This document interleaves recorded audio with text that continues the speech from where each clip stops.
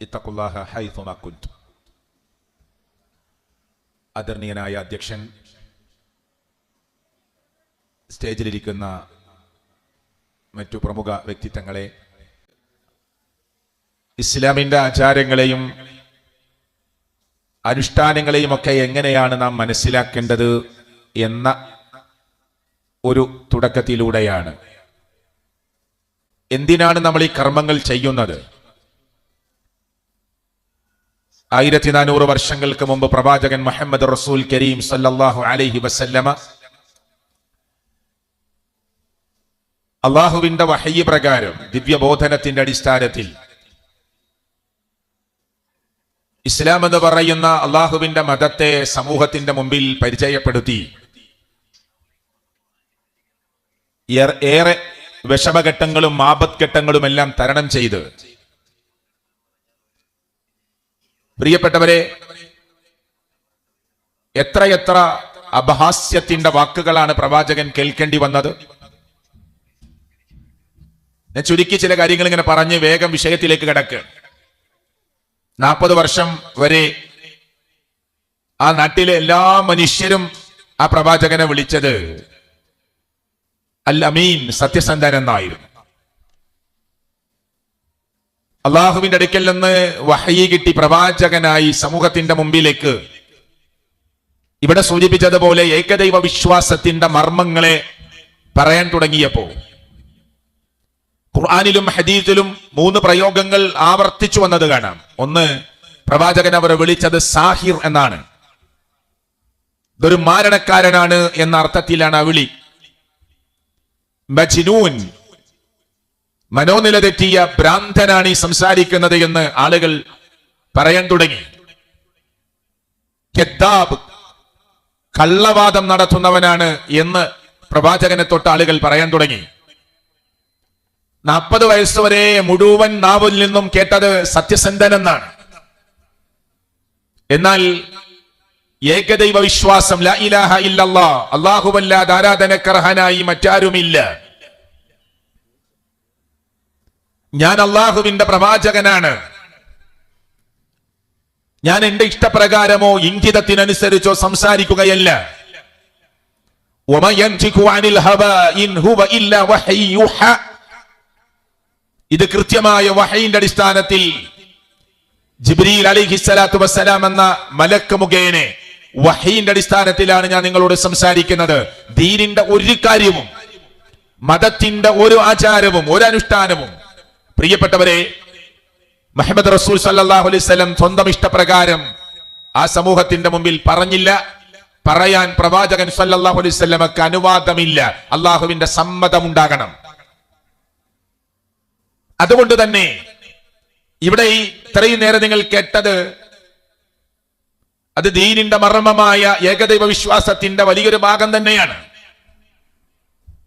ഇവിടെ നമ്മൾ മനസ്സിലാക്കേണ്ടത്, പരിശുദ്ധ ഖുർആൻ വിശ്വാസികളെ വിളിച്ചിട്ട് പറയുന്നു, യാ അയ്യുഹല്ലദീന ആമനു, വിശ്വാസികളെ, അത്തിഉല്ലാഹ്, നിങ്ങൾ അല്ലാഹുവിനെ അനുസരിക്കണം, വ അത്തിഉർ റസൂൽ, നിങ്ങൾ അല്ലാഹുവിന്റെ പ്രവാചകനെ അനുസരിക്കണം, വ ഉലിൽ അംരി മിൻകും, നിങ്ങളിലെ കൈകാര്യകർത്താക്കളെ അനുസരിക്കണം. കുരാച്ചുണ്ടിലെ മുസ്ലിങ്ങളോട് ഞാൻ പ്രത്യേകിച്ച് പറയാ, എന്താ പറഞ്ഞത്? അള്ളാഹുവിനെ അനുസരിക്കണം, അള്ളാഹുവിന്റെ പ്രവാചകനെ അനുസരിക്കണം, നിങ്ങളുടെ കൂട്ടത്തിലെ നേതാക്കന്മാരെ, കൈകാര്യകർത്താക്കളെ അനുസരിക്കണം. എന്നാൽ ഇവിടെയുള്ള മുസ്ലിം സംഘടനകൾക്കിടയിൽ, മനുഷ്യർക്കിടയിൽ തർക്കമില്ലേ? ഉണ്ട്. അള്ളാഹുവിനോട് മാത്രമാണ് പ്രാർത്ഥന നടത്തേണ്ടത് എന്ന് ഖുർആൻ പറയുമ്പോ, അവനെ മാത്രമാണ് വിളിച്ചു പ്രാർത്ഥിക്കേണ്ടത് എന്ന് തിരുസുന്നത്ത് പറയുമ്പോ, നേർച്ചകളും വഴിപാടുകളും അർച്ചനകളും അള്ളാഹുവിന്റെ കൂലിയും പ്രീതിയും ആഗ്രഹിച്ച് അവനിലേക്ക് മാത്രമാണ് സമർപ്പിക്കേണ്ടത് എന്ന് പ്രമാണം പറയുമ്പോ, സത്യം ചെയ്യുമ്പോ അള്ളാഹുവിന്റെ പേരിൽ മാത്രമേ സത്യം ചെയ്യാവൂ എന്ന് അള്ളാഹുവിന്റെ ദീന് പറയുമ്പോ, നേർച്ചയുണ്ട്, അത് അള്ളാഹുവിന്റെ പ്രീതി ആഗ്രഹിച്ചിട്ടാവണം. സത്യം ചെയ്യലുണ്ട്, അത് അള്ളാഹുവിന്റെ പേരിലാവണം. മൃഗങ്ങളെ അറുത്തെടുത്ത് നിങ്ങൾക്ക് ദാനമായി കൊടുക്കാം, അള്ളാഹുവിന്റെ കൂലി ആഗ്രഹിച്ചിട്ടാവണം, അവന്റെ പേരിലാവണം. ഇതിൽ നിന്ന് വ്യതിചലിച്ചുകൊണ്ട് മുസ്ലിം ഉമ്മത്ത് സഞ്ചരിക്കുന്നുണ്ട്. അപ്പൊ തർക്കണ്ടല്ലോ. സെലഫികൾക്കിടയിലും സെലഫികളല്ലാത്തവർക്കിടയും ഈ വിഷയത്തിലൊക്കെ തർക്കം നിലനിൽക്കുന്നുണ്ട്. അങ്ങനെ നിങ്ങൾക്കിടയിൽ ഒരു വിഷയത്തിൽ തർക്കം വന്നാൽ, ഫഇൻ തനാസഅതും ഫീ ശൈഅ, ഒരു വിഷയത്തിൽ നിങ്ങൾക്കിടയിൽ തർക്കം വന്നാൽ, ഫറുദ്ദൂഹു ഇലല്ലാഹ്, നിങ്ങൾ അല്ലാഹുവിലേക്ക് അതിനെ മടക്കണം. എങ്ങനെ അല്ലാഹുവിലേക്ക് മടക്കുക? അള്ളാഹുവിന്റെ കലാമാകുന്ന ഖുർആനിൽ 6236 വചനങ്ങളുണ്ട്. അള്ളാഹുവിന്റെ വചനാമൃതങ്ങൾ, അതിലേക്ക് മടക്കണം. ഈ വിഷയത്തിൽ ഖുർആൻ എന്തു പറഞ്ഞു? ഒരുപക്ഷെ നമ്മുടെ എല്ലാ ആചാര അനുഷ്ഠാനങ്ങളെ കുറിച്ചും ഖുർആൻ വിശദമായി പറഞ്ഞിട്ടുണ്ടാവില്ല. അപ്പോ സ്വാഭാവികമായി ഖുർആനിൽ നിന്ന് അതിന്റെ വിശദാംശങ്ങൾ അവന് ലഭിക്കുന്നില്ലെങ്കിൽ അവൻ മടക്കേണ്ട രണ്ടാമത്തെ ഭാഗം റസൂൽ, അള്ളാഹുവിന്റെ പ്രവാചകനിലേക്ക് മടക്കുക എന്നതാണ്. അനുസരിക്കണമെന്ന് പറയുന്ന ഘട്ടത്തിൽ 3 തരത്തിലാണ് അള്ളാഹു പറഞ്ഞത്. അള്ളാഹുവിനെ അനുസരിക്കണം, അള്ളാഹുവിന്റെ പ്രവാചകൻ അനുസരിക്കണം, നിങ്ങളുടെ നാട്ടിലെ നിങ്ങളുടെ കൈകാര്യകർത്താക്കളെ അനുസരിക്കണം. എന്നാൽ ഒരു വിഷയത്തിൽ, മതവിഷയത്തിൽ നിങ്ങൾക്കിടയിൽ തർക്കമുണ്ടായാൽ അള്ളാഹുവിലേക്ക് മടക്കണം, റസൂൽ സല്ലല്ലാഹു അലൈഹി വസല്ലമയിലേക്ക് മടക്കണം. നിങ്ങളുടെ മൗലവിയിലേക്ക് മടക്കണമെന്ന് പറഞ്ഞില്ല, നിങ്ങളുടെ ഉസ്താദിലേക്ക് മടക്കണമെന്ന് പറഞ്ഞില്ല, നിങ്ങളുടെ ഖാദിയിലേക്ക് മടക്കണമെന്ന് പറഞ്ഞില്ല. മറിച്ച് ആരിലേക്ക് മടക്കാനാണ് പറഞ്ഞത്? അള്ളാഹുവിലേക്ക് മടക്കണം, അള്ളാഹുവിന്റെ പ്രവാചകനിലേക്ക് മടക്കണം. ഇൻ കുൻതും തുഅ്മിനൂന ബില്ലാഹി വൽ യൗമിൽ ആഖിർ ദാലിക ഖൈർ. നിങ്ങൾ അള്ളാഹുവിലും അള്ളാഹുവിന്റെ പരലോകത്തിലും വിശ്വസിക്കുന്നവരാണെങ്കിൽ, വരാനിരിക്കുന്ന പാരത്രിക ലോകത്തിൽ വിശ്വസിക്കുന്നവരാണെങ്കിൽ അതാണ് നിങ്ങൾക്ക് നല്ലത് എന്ന് പരിശുദ്ധ ഖുർആൻ 4-ാം അധ്യായം സൂറത്ത് നിസായിൽ ഓർമ്മപ്പെടുത്തി. അപ്പൊ ഞാൻ എന്റെ സംസാരത്തിന്റെ തുടക്കത്തിൽ വേറെ ആമുഖങ്ങളൊന്നുമില്ലാതെ പറയുന്നത്, ഇവിടെ കുറെ വിഷയത്തിൽ തർക്കമുണ്ട്. ആ തർക്കം നമ്മൾ എവിടേക്ക് മടക്കണം? ഇവിടെ നിങ്ങളെ എല്ലാവരെയും ഇഷ്ടപ്പെടുത്തുന്ന ചില വർത്തമാനം പറഞ്ഞു പോവാം. ലഹരിക്കെതിരെ, കഞ്ചാവിനെതിരെ, മയക്കുമരുന്നിനെതിരെ, MDMA-ക്കെതിരെ, നാട്ടിൽ നടക്കുന്ന ക്രൂരകൃത്യങ്ങൾക്കെതിരെ ഒക്കെ സംസാരിക്കണം. നേരത്തെ സംസാരത്തിൽ ചില ഭാഗങ്ങളൊക്കെ കയറി വന്നിട്ടുണ്ട്. പ്രിയപ്പെട്ടവരെ, അത് മാത്രം സംസാരിച്ചു പോയാൽ ഈ നാട്ടിലെ ആളുകൾ പറയും നല്ല സംസാരാണ്. പക്ഷെ ഒരു മനുഷ്യന്റെ വിശ്വാസവുമായി ബന്ധപ്പെട്ട്, പരലോകവുമായി നാളെ അവനെ സ്വർഗ നരകങ്ങൾ നിശ്ചയിക്കുന്നതുമായി ബന്ധപ്പെട്ട് അവന്റെ പാരത്രിക ലോകത്തിന്റെ വിജയവും അതുപോലെ തന്നെ പരാജയവും തീരുമാനിക്കുന്ന വിഷയമാണ് അവന്റെ വിശ്വാസ രംഗങ്ങളും ആചാര രംഗങ്ങളും അനുഷ്ഠാന രംഗങ്ങളും ഒക്കെ. അതുകൊണ്ട് എവിടെ നിന്നാണ് നമുക്ക് മാതൃക കിട്ടുക? ഈ ഖുർആനിനെ പ്രവാചകൻ സല്ലല്ലാഹു അലൈഹി വസല്ലം ഓതിക്കൊടുക്കുമ്പോ ആദ്യം കേട്ടവർ ആരാ? സഹാബത്താണ്, അല്ലേ? ഹദീസുകൾ പ്രവാചകൻ പറയുമ്പോ നെറ്റിത്തടം ഇങ്ങനെ വിയർത്ത് ജിബ്രീൽ അലൈഹിസ്സലാത്തു വസ്സലാം വന്ന് വഹീ കൊടുക്കുമ്പോ നെറ്റിത്തടം വിയർത്ത് ഉടനെ ജിബ്രീൽ അലൈഹിസ്സലാത്തു വസ്സലാമിന്റെ മടക്കമുണ്ടായാൽ ഉടനെ അവിടെ ചമ്രം പടിഞ്ഞിരുന്ന് സഹാബത്തിന്റെ മുമ്പിൽ അന്ന് കിട്ടിയ വഹീ ആയത്താണെങ്കിൽ ആയത്ത് പഠിപ്പിച്ച്, അല്ലാത്തതാണെങ്കിൽ അങ്ങനെ പഠിപ്പിച്ച് അള്ളാഹുവിന്റെ പ്രവാചകൻ സല്ലല്ലാഹു അലൈഹി വസല്ലം അത് പഠിപ്പിക്കാൻ ധൃതി കാണിക്കുന്നത്. ഇതാദ്യം കേട്ടത് ആരാ? സഹാബത്താണ്. അതുകൊണ്ട് ആ സഹാബത്ത് നിലനിൽക്കുന്ന നൂറ്റാണ്ടാണ് ഏറ്റവും നല്ല നൂറ്റാണ്ട് എന്ന് അള്ളാഹുവിന്റെ പ്രവാചകൻ പറഞ്ഞു. ഖൈറുക്കും ഖർനി, ഖൈറുക്കും ഖർനി, നിങ്ങൾക്ക് ഏറ്റവും നല്ല നൂറ്റാണ്ട് ഖർനി, എന്റെ നൂറ്റാണ്ടാണ്. ഫുമ്മല്ലദീന യലൂനഹും ഫുമ്മല്ലദീന യലൂനഹും, പിന്നെ തൊട്ടടുത്ത നൂറ്റാണ്ട്, പിന്നെ തൊട്ടടുത്ത നൂറ്റാണ്ട്. നമ്മൾ ഇന്ന് നാട്ടിൽ കാണുന്ന ഓരോ ആചാരങ്ങൾ എടുത്തോ നിങ്ങൾ. സമയത്തിന്റെ കുറവ് കൊണ്ട് ഈ സ്വാഭാവികമായി അങ്ങാടികളിൽ കുറെ സമയം കഴിഞ്ഞാൽ ആളുകൾ അങ്ങനെ വീട്ടിലേക്ക് മടങ്ങിപ്പോകുന്ന സമയമാകും എന്നതുകൊണ്ട് ഞാൻ ചോദിക്കുകയാണ്, നമ്മുടെ നാട്ടിൽ നടക്കുന്ന ഓരോ ആചാരങ്ങളും ഇത് പ്രവാചകൻ സല്ലല്ലാഹു അലൈഹി വസല്ലം ഖൈറാണ് എന്ന് പറഞ്ഞ 3 നൂറ്റാണ്ടിൽ ഉള്ളതാണോ അല്ലേ? പരിശോധിച്ചാൽ മതി. ഇവിടെ ഒരു 100 കൊല്ലമായി പ്രവർത്തിക്കുന്ന മുജാഹിദ് പ്രസ്ഥാനം, അതിനുശേഷം വന്ന സമസ്ത, അതൊക്കെ വിട്ടിട്ട് ആദ്യത്തെ മുത്ത് റസൂൽ സല്ലല്ലാഹു അലൈഹി വസല്ലം പറഞ്ഞ ആദ്യത്തെ 3 നൂറ്റാണ്ടിൽ ഉള്ളതാണോ നമ്മൾ ചെയ്യുന്ന ഓരോ കാര്യങ്ങളും? പരിശോധിച്ചാൽ എളുപ്പം ഒരു വിശ്വാസിക്ക് കാര്യങ്ങളെ ബോധ്യപ്പെടും. ക്രൈസ്തവരും യഹൂദികളും 71 72 വിഭാഗമായി പിരിയുമെന്ന് കളവ് പറയാത്ത തിരുനബിയുടെ തിരുനാവ് കൊണ്ട് ലോകത്തെ അറിയിച്ചു. എന്നിട്ട് പറഞ്ഞു, വസതഫ്തരികു ഉമ്മതി അലാ 73 ഫിർഖ, എന്റെ ഉമ്മത്ത് 73 കക്ഷികളായി പിരിയും. മറ്റൊരു റിപ്പോർട്ടിൽ പറഞ്ഞു കുല്ലുഹും ഫിന്നാർ, അങ്ങനെ ഭിന്നിച്ചു പോകുന്ന 73 കക്ഷികളായി പിരിഞ്ഞു പോകുന്ന മുഴുവൻ ടീമും നരകത്തിലേക്കുള്ളവരാണ്. ഇല്ല മില്ലത്തൻ വാഹീദ, ഒരൊറ്റ മില്ലത്തൊഴികെ. ഉടനെ സഹാബത്ത് ചോദിച്ചു, നബിയെ ഒരു മില്ലത്തൊഴികെ എന്ന് പറഞ്ഞില്ലേ? വമൻ ഹിയ യാ റസൂലല്ലാഹ്, ആരാണ് പ്രവാചകരെ? ആ സ്വർഗത്തിലേക്ക് പോകുന്ന, ഭിന്നിച്ചു പോകുന്ന, കക്ഷികളായി പോകുന്ന 73 വിഭാഗങ്ങളെ കുറിച്ച് പറഞ്ഞിട്ട് എല്ലാവരും നരകത്തിലേക്കുള്ളവരാണ് എന്ന് പറഞ്ഞിട്ട് ഇല്ല മില്ലത്തൻ വാഹീദ എന്ന് നിങ്ങൾ പറഞ്ഞില്ലേ, അതാരാണ് നബിയെ എന്ന് ഉടനെ സഹാബത്ത് ചോദിച്ചപ്പോ ഒരു ടീമിന്റെ പേരല്ല അള്ളാഹുവിന്റെ പ്രവാചകൻ സല്ലല്ലാഹു അലൈഹി വസല്ലം പറഞ്ഞത്. ഇന്ന ടീം, വരാനിരിക്കുന്ന ലോകത്തിലെ ഇന്ന രാജ്യത്തെ ഇന്ന ടീമായിരിക്കും, ഇന്ന സംഘടനയായിരിക്കും, ഇന്ന പേരായിരിക്കും എന്നല്ല പറഞ്ഞത്. അല്ല, ഒരു നിലപാടാണ് അള്ളാഹുവിന്റെ പ്രവാചകൻ സല്ലല്ലാഹു അലൈഹി വസല്ലം പ്രഖ്യാപിച്ചത്. ആ നിലപാട് എന്താ? ഞാനും എന്റെ സ്വഹാബത്തും ഇന്നേ ദിവസം വരെ ഏതൊരു നിലപാടിൽ നിലകൊണ്ടോ ആ നിലപാട് സ്വീകരിച്ചവർ, മാ അന അലൈഹി അൽ യൗം വ അസ്ഹാബി, അതാണ് അതിന്റെ ഉത്തരം. ഞാനും എന്റെ സ്വഹാബത്തും ഇന്നേ ദിവസം വരെ നിങ്ങൾക്ക് ദീനായി എന്ത് പഠിപ്പിച്ചു തന്നോ അത് സ്വീകരിച്ചവർ, ആ നിലപാട് സ്വീകരിച്ചവർ. ദീനല്ല എന്ന് നിങ്ങൾക്ക് ഏത് പഠിപ്പിച്ചോ അത് ഉപേക്ഷിച്ചവർ, ഇത് പാടില്ല എന്ന് പറഞ്ഞോ അത് വേണ്ട എന്ന് വെക്കുന്നവർ, ഇത് കാണരുത് എന്ന് പറഞ്ഞോ അത് കാണുകയില്ല എന്ന് തീരുമാനിക്കുന്നവർ, ഇന്നത് കേൾക്കരുത് എന്ന് പറഞ്ഞോ അത് കേൾക്കുകയില്ല എന്ന് തീരുമാനിക്കുന്നവർ, ഇന്ന അനുഷ്ഠാനങ്ങൾ ആചാരങ്ങൾ ചെയ്യണമെന്ന് പറഞ്ഞോ അത് ചെയ്യുമെന്ന് തീരുമാനിക്കുന്നവർ, അടുത്തു പോകരുത് എന്ന് പറഞ്ഞ താക്കീതുകളുണ്ടോ അവിടേക്ക് പോവില്ല എന്ന് തീരുമാനിക്കുന്നവർ, ഗൗരവമേറിയ ഹറാമുകൾ ഏത് എന്ന് പറഞ്ഞോ അത് ഗൗരവത്തോടു കൂടി കണ്ട് വിട്ടു നിൽക്കുന്നവർ.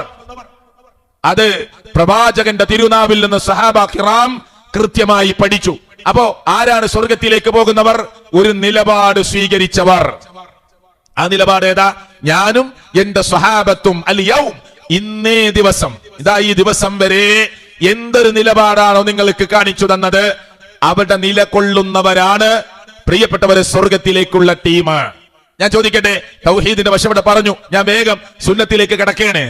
അള്ളാഹുവിന്റെ പ്രവാചകൻ സല്ലല്ലാഹു അലൈഹി വസല്ലമയുടെ കാലഘട്ടത്തിൽ ധാരാളമായ ബുദ്ധിമുട്ടുകൾ, പ്രശ്നങ്ങൾ വന്നു. ഖുർആനിലെ 6236 വചനാമൃതങ്ങൾ ഉണ്ടെന്ന് പറഞ്ഞു. അതിൽ 100 കണക്കിന് സ്ഥലത്ത് റബ്ബന റബ്ബി എന്ന് തുടങ്ങുന്ന പ്രാർത്ഥനയുണ്ട്. ഇതിൽ ഒരു പ്രാർത്ഥന പോലും പുരാച്ചുണ്ടിലെ മുസ്ലിങ്ങളെ, മനുഷ്യരെ, ലോകത്തിന്റെ രക്ഷിതാവായ റബ്ബിനോടല്ലാതെ ഇല്ല. നിങ്ങൾക്ക് പരിശോധിക്കാലോ. ഈ അടുത്ത പ്രദേശത്തുള്ള മുസ്ലിങ്ങളുടെ പള്ളികളിൽ അവിടുത്തെ ഉസ്താദുമാരും ഖാദിമാരും ഉണ്ടല്ലോ, ഒന്ന് ചോദിച്ചു നോക്ക്. ഖുർആനില് 100 കണക്കിന് പ്രാർത്ഥനയുണ്ടായിട്ട്, പ്രവാചകന്മാരുടെ ദുആ ഉണ്ടായിട്ട്, റബ്ബിനോടല്ലാതെ കഴിഞ്ഞുപോയ ഏതെങ്കിലും അമ്പിയാക്കന്മാരിൽപ്പെട്ട, റസൂലുകളിൽപ്പെട്ട റസൂലുമാരോട് അല്ലെങ്കിൽ നബിമാരോട് ഏതെങ്കിലും ഒരു ദുആഇന്റെ മുഴുവൻ വേണ്ട, അതിന്റെ പകുതി വേണ്ട, ഒരു വാക്കെങ്കിലും ഒരു അക്ഷരമെങ്കിലും അല്ലാഹുവല്ലാത്തവരിലേക്കുണ്ടോ? 2, നമ്മുടെ ജീവിതത്തിൽ നിരന്തരമായി പ്രാർത്ഥിക്കാൻ ആവശ്യപ്പെട്ട ധാരാളം പ്രാർത്ഥനകളുണ്ട്. കിടക്കാൻ നേരത്ത് കൈ ഇങ്ങനെ ചേർത്ത് വെച്ച് കൈകളിൽ ഊതി, ജമഅ കഫൈഹി, ആ കൈകൾ ഇങ്ങനെ ചേർത്ത് വെച്ച്, നഫസ ഫീഹിമാ, കൈകളിൽ ഊതി, ഫഖറഅ, എന്നിട്ട് ഓതി. എന്താ ഓതിയത്? മുത്തുനബി സല്ലല്ലാഹു അലൈഹി വസല്ലം ചെയ്തത് പറയാ, സഹാബത്ത് റിപ്പോർട്ട് ചെയ്യുക, ഭാര്യമാർ പറഞ്ഞു കൊടുക്കുകയാണ്. 3 സൂറത്തുകൾ, സൂറത്തുൽ ഇഖ്ലാസ്, സൂറത്തുൽ ഫലക്, സൂറത്തുൻ നാസ്, 3 സൂറത്തുകൾ മോദി ശരീരമാസകലം കയ്യെത്തുന്ന സ്ഥലമെല്ലാം തടവി വലതു ഭാഗത്തേക്ക് അത് 3 തവണ അങ്ങനെ ചെയ്ത് വലതു ഭാഗത്തേക്ക് ചെരിഞ്ഞ് ഏറ്റവും ചുരുങ്ങിയത് അല്ലാഹുമ്മ ബിസ്മിക അമൂതു വഹ്യ ബിസ്മിക റബ്ബി വലഅതു ജംബി, ഇങ്ങനെ കുറെ പ്രാർത്ഥനകളുണ്ട്. ഇതൊക്കെ ചൊല്ലി വലതു ഭാഗത്തേക്ക് ചെരിഞ്ഞ് കിടന്നു. ഉറക്കത്തിൽ 1 മണിക്ക് 2 മണിക്ക് 3 മണിക്കൊക്കെ കൊടരാം. അപ്പോ അൽഹംദുലില്ലാഹില്ലദീ അഹ്യാനാ ബഅദമാ അമാതനാ വഇലൈഹിൻ നുശൂർ. അങ്ങനെ ടോയ്ലറ്റ് കിടക്കുമ്പോ സമയത്തിന്റെ കുറവുണ്ട്, അങ്ങോട്ട് പോകുന്നില്ല. വീട്ടിൽ നിന്ന് ഇറങ്ങുമ്പോ ബിസ്മില്ലാ തവക്കൽതു അലല്ലാഹ് ലാ ഹൗല വലാ ഖുവത ഇല്ലാ ബില്ലാഹ്. വാഹനത്തിൽ കയറുമ്പോ, പള്ളിയിൽ കയറുമ്പോ നബിയുടെ മേൽ ഒരു സ്വലാത്ത്, എന്നിട്ട് അല്ലാഹുമ്മ ഇഫ്തഹ് ലി അബ്വാബ റഹ്മതിക്. സുന്നത്ത് നമസ്കരിച്ചു, ഫർള് നമസ്കരിച്ചു, അവിടെ ഇരുന്ന് ദിക്റുകൾ പ്രാർത്ഥനകളൊക്കെ നിർവഹിച്ച് പള്ളിയിൽ നിന്ന് തിരിച്ചു വരുമ്പോ ഇടതുകാൽ മുന്തിച്ച് നബിയുടെ മേൽ സ്വലാത്ത് ചൊല്ലി, അല്ലെ അല്ലാഹുമ്മ ഇന്നി അസ്അലുക മിൻ ഫളിക് എന്ന് ചൊല്ലിക്കൊണ്ട് പള്ളിയിൽ നിന്ന് ഇറങ്ങി. അങ്ങനെ കിടക്കുന്നത് വരെ പുതിയ വസ്ത്രം അണിയുമ്പോ, വാഹനത്തിൽ കയറുമ്പോ, മാർക്കറ്റിൽ ഇറങ്ങുമ്പോ, ഇടിമിന്നൽ കേൾക്കുമ്പോ, കാണുമ്പോ എല്ലാ സ്ഥലത്തും പ്രാർത്ഥനകളാണ്, ദിക്റുകളാണ്.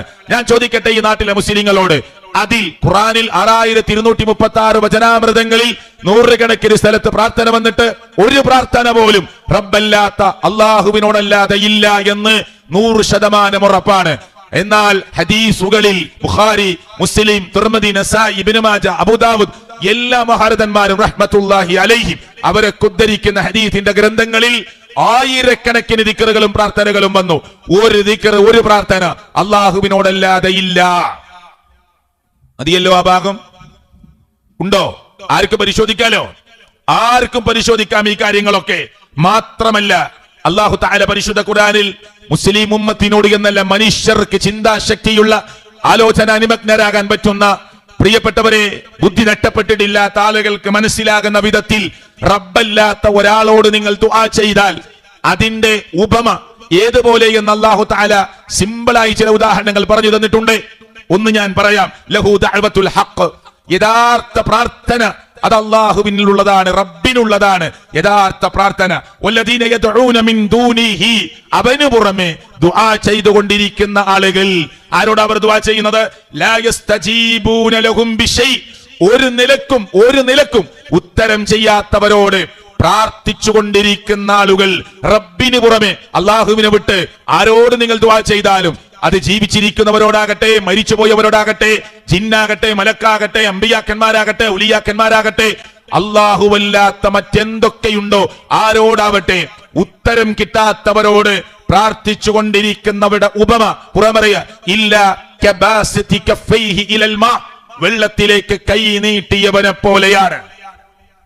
ഇത് ഞാൻ പറയുന്ന ഉപമയല്ലല്ലോ, ഖുർആൻ പറയാണ്. എല്ലാ മുസ്ലിങ്ങളും ഓതിക്കൊണ്ടിരിക്കുന്ന ഖുർആനിലല്ലേ, ഇല്ല കബാസിതി കഫൈഹി ഇലൽ മാ, വെള്ളത്തിലേക്ക് കൈ നീട്ടിയവനെ പോലെയാണ്. എന്തിനാണ് അവൻ വെള്ളത്തിലേക്ക് കൈ നീട്ടിയത്? വെള്ളം ഒരു 10 മീറ്റർ താഴെ കിടക്കുന്നു, 5 മീറ്റർ താഴെ കിടക്കുന്നു. ആ വെള്ളമുള്ള സ്ഥലത്തേക്ക് കൈ നീട്ടി വെള്ളം വായിലെത്താൻ ഖുർആൻ പറയാ, ലിയബ്ലുഗ ഫാ, അവൻ കൈ വെള്ളത്തിലേക്ക് നീട്ടിയത് അവന്റെ വായിൽ വെള്ളമെത്താനാണ്. അല്ലാഹു പറയാ, വമാ ഹുവ ബിബാലിഗിഹി, അവന്റെ വായിൽ വെള്ളമെത്തുകയില്ല. വമാ ദുആഉൽ കാഫിരീന ഇല്ലാ ഫീ ളലാൽ, സൂറത്ത് റഅദിലെ 14-ാമത്തെ ആയത്തിൽ അല്ലാഹു പറയാ, അവിടെ അവസാനിപ്പിക്കുമ്പോൾ അല്ലാഹു പറഞ്ഞ വാക്കെന്താ? സത്യത്തെ നിഷേധിക്കുന്നവരുടെ ദുആ വഴികേടിലല്ലാതെ മറ്റൊന്നിലുമല്ല. കണ്ടോ, ഇത്ര ക്ലിയർ ആയിട്ടാണ് അല്ലാഹു പറയുന്നത്. സത്യത്തെ നിഷേധിക്കുന്നവരുടെ പ്രാർത്ഥന ദുആ വഴികേടിലല്ലാതെ മറ്റൊന്നിലുമല്ല. അപ്പൊ ഈ മേലെ പറഞ്ഞ ഉപമ പ്രാർത്ഥന റബ്ബിനോടല്ലാതെ നടത്തുന്നവർക്ക് വേണ്ടി അവർക്ക് മനസ്സിലാകാൻ, ആ പ്രാർത്ഥന അള്ളാഹുവിനോട് മാത്രമാണ് നടത്തേണ്ടത് എന്നും റബ്ബല്ലാത്ത ഒരാളോട് നടത്തിയാൽ അതിന്റെ നിരർത്ഥകത മനസ്സിലാകാനും അതിന്റെ അർത്ഥശൂന്യത നിങ്ങൾക്ക് ബോധ്യപ്പെടാനും അത് തെറ്റാണ് എന്ന് നമ്മളെ ബോധ്യപ്പെടുത്താനും വേണ്ടിയാണ് അല്ലാഹു തആല ഈ ഉപമ നമ്മുടെ മുമ്പിൽ വെച്ച് തന്നിട്ടുള്ളത്. അതുകൊണ്ട് പ്രിയപ്പെട്ടവരെ, ഞാൻ ആ ഭാഗത്ത് കൂടുതൽ വിശദീകരിച്ചു പോവാൻ ആഗ്രഹിക്കുന്നില്ല. സർവശക്തനായ അല്ലാഹു പ്രാർത്ഥന അല്ലാഹുവിനോട് മാത്രമാണ് നടത്തേണ്ടത് എന്ന് പറയാൻ അതിന് ചില കുറെ കാര്യങ്ങൾ എണ്ണിയപ്പോ ഒന്ന് പറഞ്ഞത്, അല്ലാഹുവല്ലാത്ത ആരോട് നിങ്ങൾ ദുആ ചെയ്താലും നിങ്ങളുടെ ദുആ അവർ കേൾക്കുകയില്ല. ഒന്ന്, ദുആ അവർ കേൾക്കുകയില്ല. പിന്നെന്തിനാണ് പ്രിയപ്പെട്ടവരെ ദുആ നടത്തുന്നത്? ദുആ അല്ലാഹുവല്ലാത്ത ഒരാൾ കേൾക്കുകയില്ലെങ്കിൽ പിന്നെ ദുആ എന്തിനാണ്? അത് നിഷ്ഫലമല്ലേ? അത് ഖുർആൻ തന്നെ പറഞ്ഞതാണ്, ഇൻ തദഊഹും ലാ യസ്മഉ ദുആഅക്കും, നിങ്ങളുടെ ദുആ അവർ കേൾക്കുകയില്ല. നമുക്ക് ആയത്ത് എല്ലാവർക്കും അറിയാം. ഇനി വാദത്തിന് വേണ്ടി കേട്ടു എന്ന് സമ്മതിച്ചാൽ തന്നെ രണ്ടാമത്തെ പോയിന്റ്, മസ്തജാബു ലക്കും, ഉത്തരം തരികയില്ല. റബ്ബല്ലാത്ത ഒരാളോട് പ്രാർത്ഥിച്ചാൽ പ്രാർത്ഥന കേൾക്കൂല എന്നുള്ള പറഞ്ഞു. 2, ഇനി അവർ നിങ്ങളുടെ വാദത്തിന് വേണ്ടി കേട്ടു എന്ന് സമ്മതിച്ചാൽ തന്നെ ഉത്തരം തരുന്ന പ്രശ്നമില്ല. പിന്നെന്തിനാണത്? മൂന്നാമത്തെ കാര്യം അല്ലാഹു പറഞ്ഞു, ഇന്നല്ലദീന തദഊന മിൻ ദൂനില്ലാ, അല്ലാഹുവിന് പുറമെ നിങ്ങൾ ആരെയാണോ വിളിച്ചു പ്രാർത്ഥിച്ചു കൊണ്ടിരിക്കുന്നത് അവരാരാ? അത് ഏർവാടിയിലാകട്ടെ, അജ്മീറിലാകട്ടെ, മുത്തുപേട്ടയിലാകട്ടെ, അങ്ങ് ഈ കേരളക്കരയിലെ ഭീമാ ഉമ്മാച്ച മുതൽ കാസർഗോഡ് വരെ കിടക്കുന്ന മഖബറകളിൽ കിടക്കുന്ന ബീവിമാരാകട്ടെ, ഖോജമാരാകട്ടെ, ഷെയ്ഖുമാരാകട്ടെ, എത്ര അറിയപ്പെട്ടവരാകട്ടെ, അഡ്രസ് ഇല്ലാത്തവരാകട്ടെ, ഉള്ളവരാകട്ടെ, ശ്രദ്ധിച്ചു കേൾക്കുക. നിങ്ങൾ ആരെയാണോ വിളിച്ചു പ്രാർത്ഥിച്ചു കൊണ്ടിരിക്കുന്നത്, ഖുർആൻ പറയുക, ഇബാദുൻ അംസാലുക്കും, അവർ നിങ്ങളെ പോലെയുള്ള അടിമകളാണ്. കണ്ടോ? ഒന്ന് പറഞ്ഞു കേൾക്കൂല. 2, കേൾക്കുമെന്ന് നിങ്ങളുടെ വാദത്തിന് വേണ്ടി സമ്മതിച്ചാൽ നടക്കാത്ത കാര്യമാണ്, ഉത്തരം കിട്ടുകയില്ല. 3, ഇബാദുൻ അംസാലുക്കും, അവർ നിങ്ങളെ പോലെയുള്ള അടിമകളാണ്. നമ്മൾ അല്ലാഹുവിന്റെ അടിമകളാണ്. അതുപോലെ നിങ്ങളെ പോലെ ഭൂമിയിലേക്ക് റബ്ബ് സൃഷ്ടിച്ചു വിട്ട അടിമകളാണ്. ബദരീങ്ങളെ എന്ന് പറയുമ്പോ അല്ലാഹുവിന്റെ അടിമകളുടെ കൂട്ടത്തിൽ ശ്രേഷ്ഠവര്യന്മാരാണ്. മുഹമ്മദ് മുസ്തഫ സല്ലല്ലാഹു അലൈഹി വസല്ലമയാണ് ബദരീങ്ങളുടെ ലീഡർ, നേതാവ്, തർക്കമില്ല. ആ ബദർ യുദ്ധത്തിൽ പങ്കെടുക്കുന്ന 300 ചില്ലാൻ ആളുകൾ, 313 319 ഒക്കെ അഭിപ്രായപ്പെടുന്ന 320 താഴെ വരുന്ന ബദർ ശുഹദാക്കളും ബദർ യുദ്ധത്തിൽ പങ്കെടുത്തവരും അല്ലാഹുവിന്റെ ഔലിയാക്കന്മാരായ അതേ മുത്തുനബിയും സഹാബത്തുമാണ്, സംശയമേയില്ല. പക്ഷേ അവർ ബദറിന്റെ രണാങ്കണത്ത് വന്ന് അള്ളാഹുവിന്റെ പ്രവാചകൻ കാൽമുട്ട് നിലത്ത് കുത്തിവെച്ച് ആകാശത്തിലേക്ക് കരങ്ങൾ ഉയർത്തിപ്പിടിച്ച് കച്ചത്തിന്റെ വെള്ള കാണുമാർ അതേ മക്കയിലെ മുശ്രിക്കുകൾ 1000-ഓളം വരുന്ന ടീം ഒട്ടകക്കൂട്ടങ്ങളും കുതിരപ്പടയാളികളും പടക്കോപ്പുകളുമായി നർത്തകിമാരുമായി ഇന്ന ആളുകളെ ഞങ്ങൾ വെട്ടിവീഴ്ത്തി അവരുടെ തല ഞങ്ങൾ ഇന്ന കുന്തത്തിൽ കോർത്ത് നൃത്തമാടുമെന്ന് പറഞ്ഞു വന്ന ആ ടീമിന്റെ മുമ്പിൽ അല്ലാഹുവേ ഈ കൊച്ചു സംഘത്തെ എങ്ങാനും നീ നശിപ്പിച്ചു കളഞ്ഞാൽ നിന്നെ മാത്രം ആരാധിക്കുന്ന ഒരു ടീം ഭൂമിയിൽ ഉണ്ടാവില്ല, നിന്നെ മാത്രം ആരാധിക്കപ്പെടുന്ന ഒരു സംഭവം ഭൂമിയിൽ ഉണ്ടാവില്ല. അല്ലാഹുവേ ഇൻ തുഹ്ലിക് ആദിഹിൽ ഇസാബ, ഈ കൊച്ചു സംഘത്തെ എങ്ങാനും നീ നശിപ്പിച്ചു കളഞ്ഞാൽ ലൻ തുഅബദ ഫിൽ അർളി അബദ, പടച്ചവനെ നിന്നെ മാത്രം ആരാധിക്കപ്പെടുന്ന ഒരു അവസ്ഥ ഭൂമിയിൽ ഉണ്ടാവില്ല എന്ന് കരഞ്ഞു പ്രാർത്ഥിച്ചപ്പോ അബൂബക്കർ സിദ്ദീഖ് റളിയല്ലാഹു അൻഹു മുത്തുനബിയെ ഇങ്ങനെ കെട്ടിപ്പിടിച്ചെഴുന്നേൽപ്പിക്കുന്നുണ്ട്. കരയല്ല നബിയേ, കരയല്ല നബിയേ എന്ന് പറഞ്ഞ് ഞാൻ അവിടേക്ക് വിശദീകരണത്തിലേക്ക് പോകുന്നില്ല. ആരോട് അവർ പ്രാർത്ഥിച്ചത്? സന്നിഗ്ധഘട്ടം അവരുടെ മുന്നിൽ വന്നപ്പോ ലോകത്തിന്റെ രക്ഷിതാവായ റബ്ബിനോടവർ ആ ബദർ യുദ്ധത്തിൽ വിജയമുണ്ടാകാൻ, അതേ ലോകത്തിൽ അള്ളാഹുവിനെ മാത്രം ആരാധിക്കുന്ന ഒരു ടീമിന്റെ തുടർച്ചയുണ്ടാകാൻ ആത്മാർത്ഥമായി കരഞ്ഞു പ്രാർത്ഥിച്ചത് മുസ്ലിം ഉമ്മത്തെ നിങ്ങൾ ഓർക്കുന്നുണ്ടോ? അവർ അള്ളാഹുവിന്റെ അടിമകളാണ്. മുത്ത് റസൂൽ സല്ലല്ലാഹു അലൈഹി വസല്ലമ മനുഷ്യൻ, മലക്ക്, ജിന്ന് അങ്ങനെ ഒരു ഓപ്ഷൻ ഇട്ടാല് നമ്മളെ ഇതിനട്ടിക്കിടുക. മനുഷ്യനാണ്, നമ്മളെ പോലെ ഒരു സാധാരണ മനുഷ്യനാണെന്ന് പറയാൻ പാടില്ല. പക്ഷെ മനുഷ്യനാണ്. കരഞ്ഞിട്ടുണ്ട്, ചിരിച്ചിട്ടുണ്ട്, വേദനിച്ചിട്ടുണ്ട്, കാല് മുറിഞ്ഞിട്ടുണ്ട്, രക്തമൊഴുകിയിട്ടുണ്ട്, കുടുംബജീവിതത്തിൽ പ്രശ്നമുണ്ടായിട്ടുണ്ട്. എല്ലാ നിലക്കും ഒരു മനുഷ്യ പ്രകൃതമുള്ള ഒരു മഹാരഥനാണ് മുഹമ്മദ് മുസ്തഫ സല്ലല്ലാഹു അലൈഹി വസല്ലമ. അതുകൊണ്ട് മനുഷ്യരെ, അതിലും വലിയൊരു മനുഷ്യൻ, പിന്നെ മേലെ അതിന്റെ മീതെ ഒരു മനുഷ്യനെ നമുക്ക് വിവരിക്കാനില്ല. റഹ്മത്തുൽ ലിൽ ആലമീൻ, റഹ്മത്തുൽ ലിൽ ആലമീൻ, അഷ്റഫുൽ ഖൽഖ്. അതെ, ഖബറിൽ നിന്ന് ആദ്യം എഴുന്നേൽക്കുന്ന മഹാരഥൻ, നാളെ സ്വർഗത്തിന്റെ വാതിലിൽ മുട്ടി വിളിക്കാൻ അള്ളാഹു അവകാശം കൊടുത്ത ആ മഹാരഥനായ പ്രവാചകൻ. ഓരോ നബിമാരും പരലോകത്തെ ഒഴിഞ്ഞു മാറി പോകുമ്പോ അള്ളാഹുവിന്റെ മുമ്പിൽ സുജൂദിൽ വീണ് ഏറ്റവും ഖുബറയായ ശഫാഅത്തിന് വേണ്ടി വീണ് കിടക്കുമ്പോ യാ മുഹമ്മദ് എന്ന് അല്ലാഹ് വിളിച്ചിട്ട് പറയും. അല്ലാഹ് വിളിക്കുകയാണ് മുഹമ്മദ് റസൂൽ കരീം സല്ലല്ലാഹു അലൈഹി വസല്ലമയെ, യാ മുഹമ്മദ് ഇർഫഅ റഅസക്, തല ഉയർത്തൂ, സൽ, ചോദിക്കൂ എന്താണ് ആവശ്യമെന്ന്. ഇതൊക്കെ ഇന്നേ പഠിപ്പിച്ചിട്ടില്ലേ ഹദീസില്? അത്ര മഹനീയമായ സ്ഥാനമുള്ള മുഹമ്മദ് റസൂൽ കരീം സല്ലല്ലാഹു അലൈഹി വസല്ലമ. പക്ഷെ അള്ളാഹുവിന്റെ അടിമയാണ്, അള്ളാഹുവിന്റെ അടിമയാണ്. മഹാനായ യേശു ക്രിസ്തു അള്ളാഹുവിന്റെ അടിമയാണ്. എല്ലാ പ്രവാചകന്മാരും അള്ളാഹുവിന്റെ അടിമയാണ്. പിന്നെ അതിന്റെ മേലെ ഒരു ഔലിയാക്കന്മാരെയും വെക്കാനില്ല. അതുകൊണ്ട് ഖുർആൻ പറഞ്ഞു, നിങ്ങൾ ആരെയാണോ റബ്ബിനെ വിട്ട് വിളിച്ചു പ്രാർത്ഥിച്ചു കൊണ്ടിരിക്കുന്നത് അവർ ഇബാദുൻ അംസാലുക്കും, നിങ്ങളെ പോലെയുള്ള അടിമകളാണ്. നാലാമത്തെ കാര്യം അല്ലാഹു പറഞ്ഞു, ലാ യഖ്ലുഖൂന ശൈആ, അവർ ഒന്നിനെയും സൃഷ്ടിച്ചിട്ടില്ല. ഉണ്ടോ? ഇന്ന് ആരെയാണോ മനുഷ്യർ വിളിച്ചു പ്രാർത്ഥിച്ചു കൊണ്ടിരിക്കുന്നത്? ആരുടെ ഖബറിന്റെ മുന്നിലാണോ പൊട്ടിക്കരഞ്ഞുകൊണ്ടിരിക്കുന്നത്? ആരുടെ ഖബറിന്റെ മുന്നിൽ ചെന്നുകൊണ്ടാണോ സങ്കടം പറയുന്നത്? ആരുടെ ഖബറിന്റെ മുന്നിലാണോ വിഷമങ്ങളും പ്രയാസങ്ങളും അവതരിപ്പിക്കുന്നത്? പ്രിയപ്പെട്ടവരെ, അവരാരും ഒന്നിനെയും, ഒരു ഈച്ചയെപ്പോലും സൃഷ്ടിച്ചിട്ടില്ല. ലാ യഖ്ലുഖൂന ശൈആ. വേറെ സ്ഥലത്ത് ഖുർആൻ പറഞ്ഞ എന്താ അറിയോ? ഈച്ച അവരുടെ നിങ്ങളുടെ ധാന്യപാത്രത്തിൽ നിന്ന് ഒരു ധാന്യമണി, ഒരു പഞ്ചസാരയുടെ തരി ഈച്ചയുടെ കാലിൽ ഇറുക്കി പിടിച്ച് പറന്നു പോയാൽ അത് തിരിച്ചു വാങ്ങിത്തരാൻ പറ്റുമോ? കാസർഗോഡ് മുതൽ ഇങ്ങോട്ട് തിരുവനന്തപുരം വരെ കിടക്കുന്ന മഹാരഥന്മാരാണെന്ന് പരിചയപ്പെടുത്തുന്ന ആയിക്കോട്ടെ, അവർക്ക് കഴിയുമോ? ഈ പരിസരത്ത് നമ്മളൊക്കെ പല ആളുകളും തേടിപ്പോകുന്ന CM എന്ന് പറയുന്ന ആ മഹാവ്യക്തിത്വമാണെന്ന് പരിചയപ്പെടുത്തുന്ന അദ്ദേഹത്തിന് കഴിയുമോ സുഹൃത്തുക്കളെ? ഖുർആൻ പറഞ്ഞാൽ ലാ യസ്തൻഖിദൂഹു മിൻഹു ലഅഫത്വാലിബു വൽ മത്ലൂബ്. ഒരു ഈച്ച അതിന്റെ കാലിൽ ഇറുക്കി പിടിച്ച് പറന്നു പോയ ആ ധാന്യത്തിന്റെ ആ ഒരു അംശമുണ്ടല്ലോ, അത് തിരിച്ചു വാങ്ങിത്തരാൻ അവർക്ക് കഴിയില്ല. തേടിയവർക്ക് കഴിയില്ല, തേടാൻ പോയവർക്ക് കഴിയില്ല, തേടപ്പെട്ടവർക്ക് കഴിയില്ല, അപേക്ഷിച്ചവർക്ക് കഴിയില്ല. ആരോടാണോ നിങ്ങൾ അപേക്ഷിക്കുന്നത് അവർക്ക് കഴിയില്ല. ഖുർആനിന്റെ പ്രഖ്യാപനമാണ്. അതുകൊണ്ട് ഈ മനുഷ്യർ ഇന്ന് അള്ളാഹുവിനെ വിട്ട് ആരെ തേടിക്കൊണ്ടിരിക്കുന്നവരാരും ഒന്നും സൃഷ്ടിച്ചിട്ടില്ല. മാത്രമല്ല, അഞ്ചാമത്തെ കാര്യമായി ഖുർആൻ പറഞ്ഞു, വഹും യുഖ്ലഖൂൻ, അവർ തന്നെ സൃഷ്ടിക്കപ്പെട്ടവരാണ്. വഹും യുഖ്ലഖൂൻ, അവർ തന്നെ സൃഷ്ടിക്കപ്പെട്ടവരാണ്. അള്ളാഹുവിന്റെ അടിമകളായി ഭൂമിയിലേക്ക് പിറന്നു വീണവരാണ്. 3 അത്ഭുത ജന്മങ്ങളെ ലോകത്ത് നടന്നിട്ടുള്ളൂ. ഒന്ന് ആദം നബി അലൈഹി സ്വലാത്തു വസ്സലാം. ഹദീസിൽ പറയുന്നത് 60 മുഴം നീളമുള്ള കളിമണ്ണിന്റെ സത്ത കൊണ്ടുണ്ടാക്കിയ 60 മുഴം നീളമുള്ള 90 അടി ഹൈറ്റുള്ള നമ്മുടെ ആദ്യത്തെ വാപ്പ ജീവൻ നൽകി അള്ളാഹു എണീക്കാൻ പറഞ്ഞു, അല്ലേ? പിന്നെ ആദമിന്റെ വാരിയലിൽ നൂരിയെടുത്ത് ഹവ്വായിനെ സംവിധാനിച്ചു. അന്ന് ലോകത്ത് വേറൊരു പെണ്ണില്ല. ആദം നബിയെ ഉണ്ടാക്കുമ്പോൾ ലോകത്ത് വേറെ മനുഷ്യരില്ല, ആദ്യത്തെ മനുഷ്യനാണ്. പിന്നീട് ഒരു പുരുഷന്റെ സ്പർശനമില്ലാതെ യേശുക്രിസ്തു ഈസാ അലൈഹിസ്സലാത്തു വസ്സലാം മറിയമിന്റെ പുത്രനായി ഭൂമിയിലേക്ക് പിറന്നു വീണു. ഈ 3 ജന്മങ്ങൾ അത്ഭുതമുള്ള, സാധാരണഗതിയിൽ നിന്ന് മാറി നിൽക്കുന്ന ജന്മങ്ങളാണ്. അതല്ലാതെ ബാക്കി എല്ലാ മനുഷ്യരും മാതാവിന്റെ ഉദരത്തിലൂടെ, അതേ ലോകത്തിന്റെ രക്ഷിതാവായ റബ്ബ് ആ ഗർഭപാത്രത്തിന്റെ 3 ഇരുട്ടറക്കുള്ളിൽ ഓരോ ഘട്ടം പൂർത്തീകരിച്ചുകൊണ്ട് അതിന്റെ സംവിധാനം നടത്തി ലോകരക്ഷിതാവായ റബ്ബ് പുറത്തേക്ക് കൊണ്ടുവന്ന് നമ്മൾ സാധാരണഗതിയിൽ ഭൂമിയിൽ ജീവിക്കുന്നവരാണ്. ഞാൻ ചോദിക്കട്ടെ, ഈ മനുഷ്യരെ കുറിച്ചാണ് അള്ളാഹു പറയുന്നത്, അവരൊക്കെ സൃഷ്ടിക്കപ്പെട്ടവരാണ്. അതുകൊണ്ട് നിങ്ങൾ അവരെ എല്ലാം വിളിച്ചു പ്രാർത്ഥിക്കേണ്ടത്. 6-ാമത്തെയും 7-ാമത്തെ 8-ാമത്തെ കുറെ കാര്യങ്ങൾ അള്ളാഹു പറയുന്നുണ്ട്. വേറെ വിഷയത്തിലേക്ക് പോകാനുള്ളത് കൊണ്ട് ഞാൻ അതിന്റെ വിശദാംശങ്ങളിലേക്ക് പോകുന്നില്ല.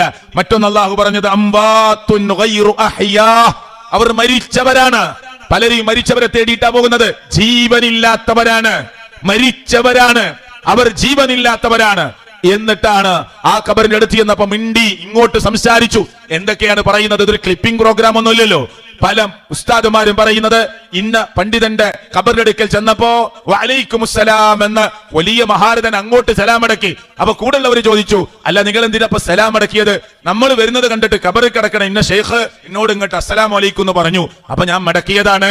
മനസ്സിലായില്ലേ?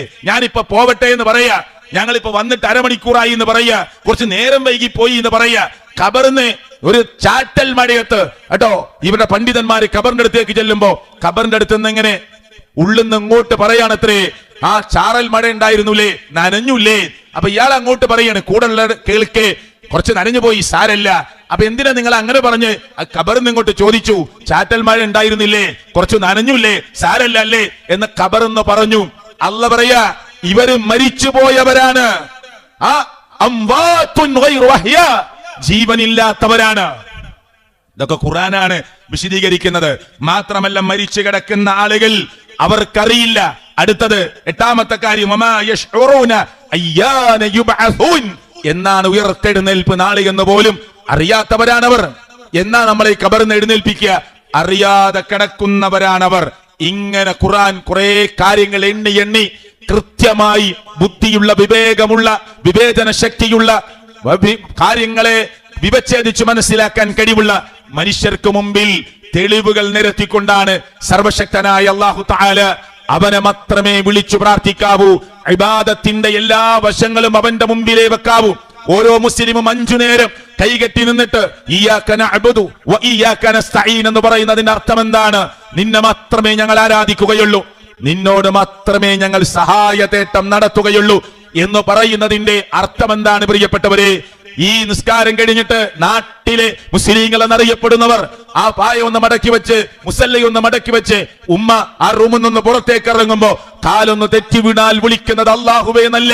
ഇപ്പൊ പറഞ്ഞ പ്രതിജ്ഞയോ അള്ളാഹിനെ സ്തുതിച്ചു, പ്രകീർത്തിച്ചു, ആ സർവസ്തുതിയും അവനാണെന്ന് പറഞ്ഞു, അർ റഹ്മാനാണെന്ന് പറഞ്ഞു, അർ റഹീമാണെന്ന് പറഞ്ഞു, മാലിക് യൗമിദ്ദീനാണെന്ന് പറഞ്ഞു, പറഞ്ഞില്ലേ? പ്രതിഫല നാളിന്റെ ഉടമസ്ഥനാണെന്ന് പറഞ്ഞില്ലേ? മാലിക്കാണെന്ന് പറഞ്ഞില്ലേ? ഇതെല്ലാം കഴിഞ്ഞിട്ട് ഇയ്യാക നഅ്ബുദു വ ഇയ്യാക നസ്തഈൻ, നിന്നെ മാത്രം ഞങ്ങൾ ആരാധിക്കുന്നു, നിന്നോട് മാത്രം ഞങ്ങൾ സഹായം തേടുന്നു. പക്ഷേ എന്നിട്ടും മുസ്ലിം ഉമ്മത്ത് അള്ളാഹുവിനെ വിട്ട് ഷെയ്ഖുമാരിലേക്കും ബീവിമാരിലേക്കും പോവുകയാണ്. ഈ പരിസരത്തൊക്കെ നമ്മൾ കയറി വരുമ്പോ, യാത്ര ചെയ്തു വരുമ്പോ ഖബറുകളും മക്ബറകളും ജാറങ്ങളും കാണുകയാണ്. പ്രിയപ്പെട്ടവരെ, ഇനി ഞാൻ പറയുന്ന വാചകങ്ങൾ നിങ്ങൾ ഈ പരിസരത്ത് പള്ളിയുണ്ടെങ്കിൽ ആ പള്ളി ദർസിൽ കിതാബ് ഓതി കൊടുക്കുന്ന ഉസ്താദുമാരോട് നിങ്ങൾ പോയി ചോദിക്കണം. ഞങ്ങൾക്കാരോടും വെറുപ്പില്ല, ഒരാളോട് നമുക്ക് വൈരാഗ്യമില്ല. പക്ഷെ നിങ്ങൾ ചോദിച്ചു പഠിക്കണം, ഇത് ഉള്ളതാണോ അല്ലേ, ശരിയാണോ അല്ലേ? ഷാഫി മദ്ഹബിന്റെ ഗ്രന്ഥങ്ങൾ വരെ പ്രിയപ്പെട്ടവരെ ഖബറുകൾക്ക് മീതെ വെക്കുന്ന വിളക്കുകളും ബഹുശാഖാ വിളക്കുകളും ആഡംബരമായ വിളക്കുകളും അവിടെ പ്രകാശങ്ങൾ ഇങ്ങനെ ആകെ മിന്നിമറിയുന്ന ധാരാളം തോരണങ്ങളും ഉണ്ടെങ്കിൽ അതൊക്കെ പൊളിച്ചു നീക്കണമെന്നും എടുത്തു നീക്കണമെന്നും ആരാ പറയുന്നതറിയോ? ഷാഫി മദ്ഹബിന്റെ ഗ്രന്ഥങ്ങളിൽ പള്ളി ദർസിൽ ഓതിക്കൊടുക്കുന്ന കിതാബുകളിൽ പറയുകയാണ്,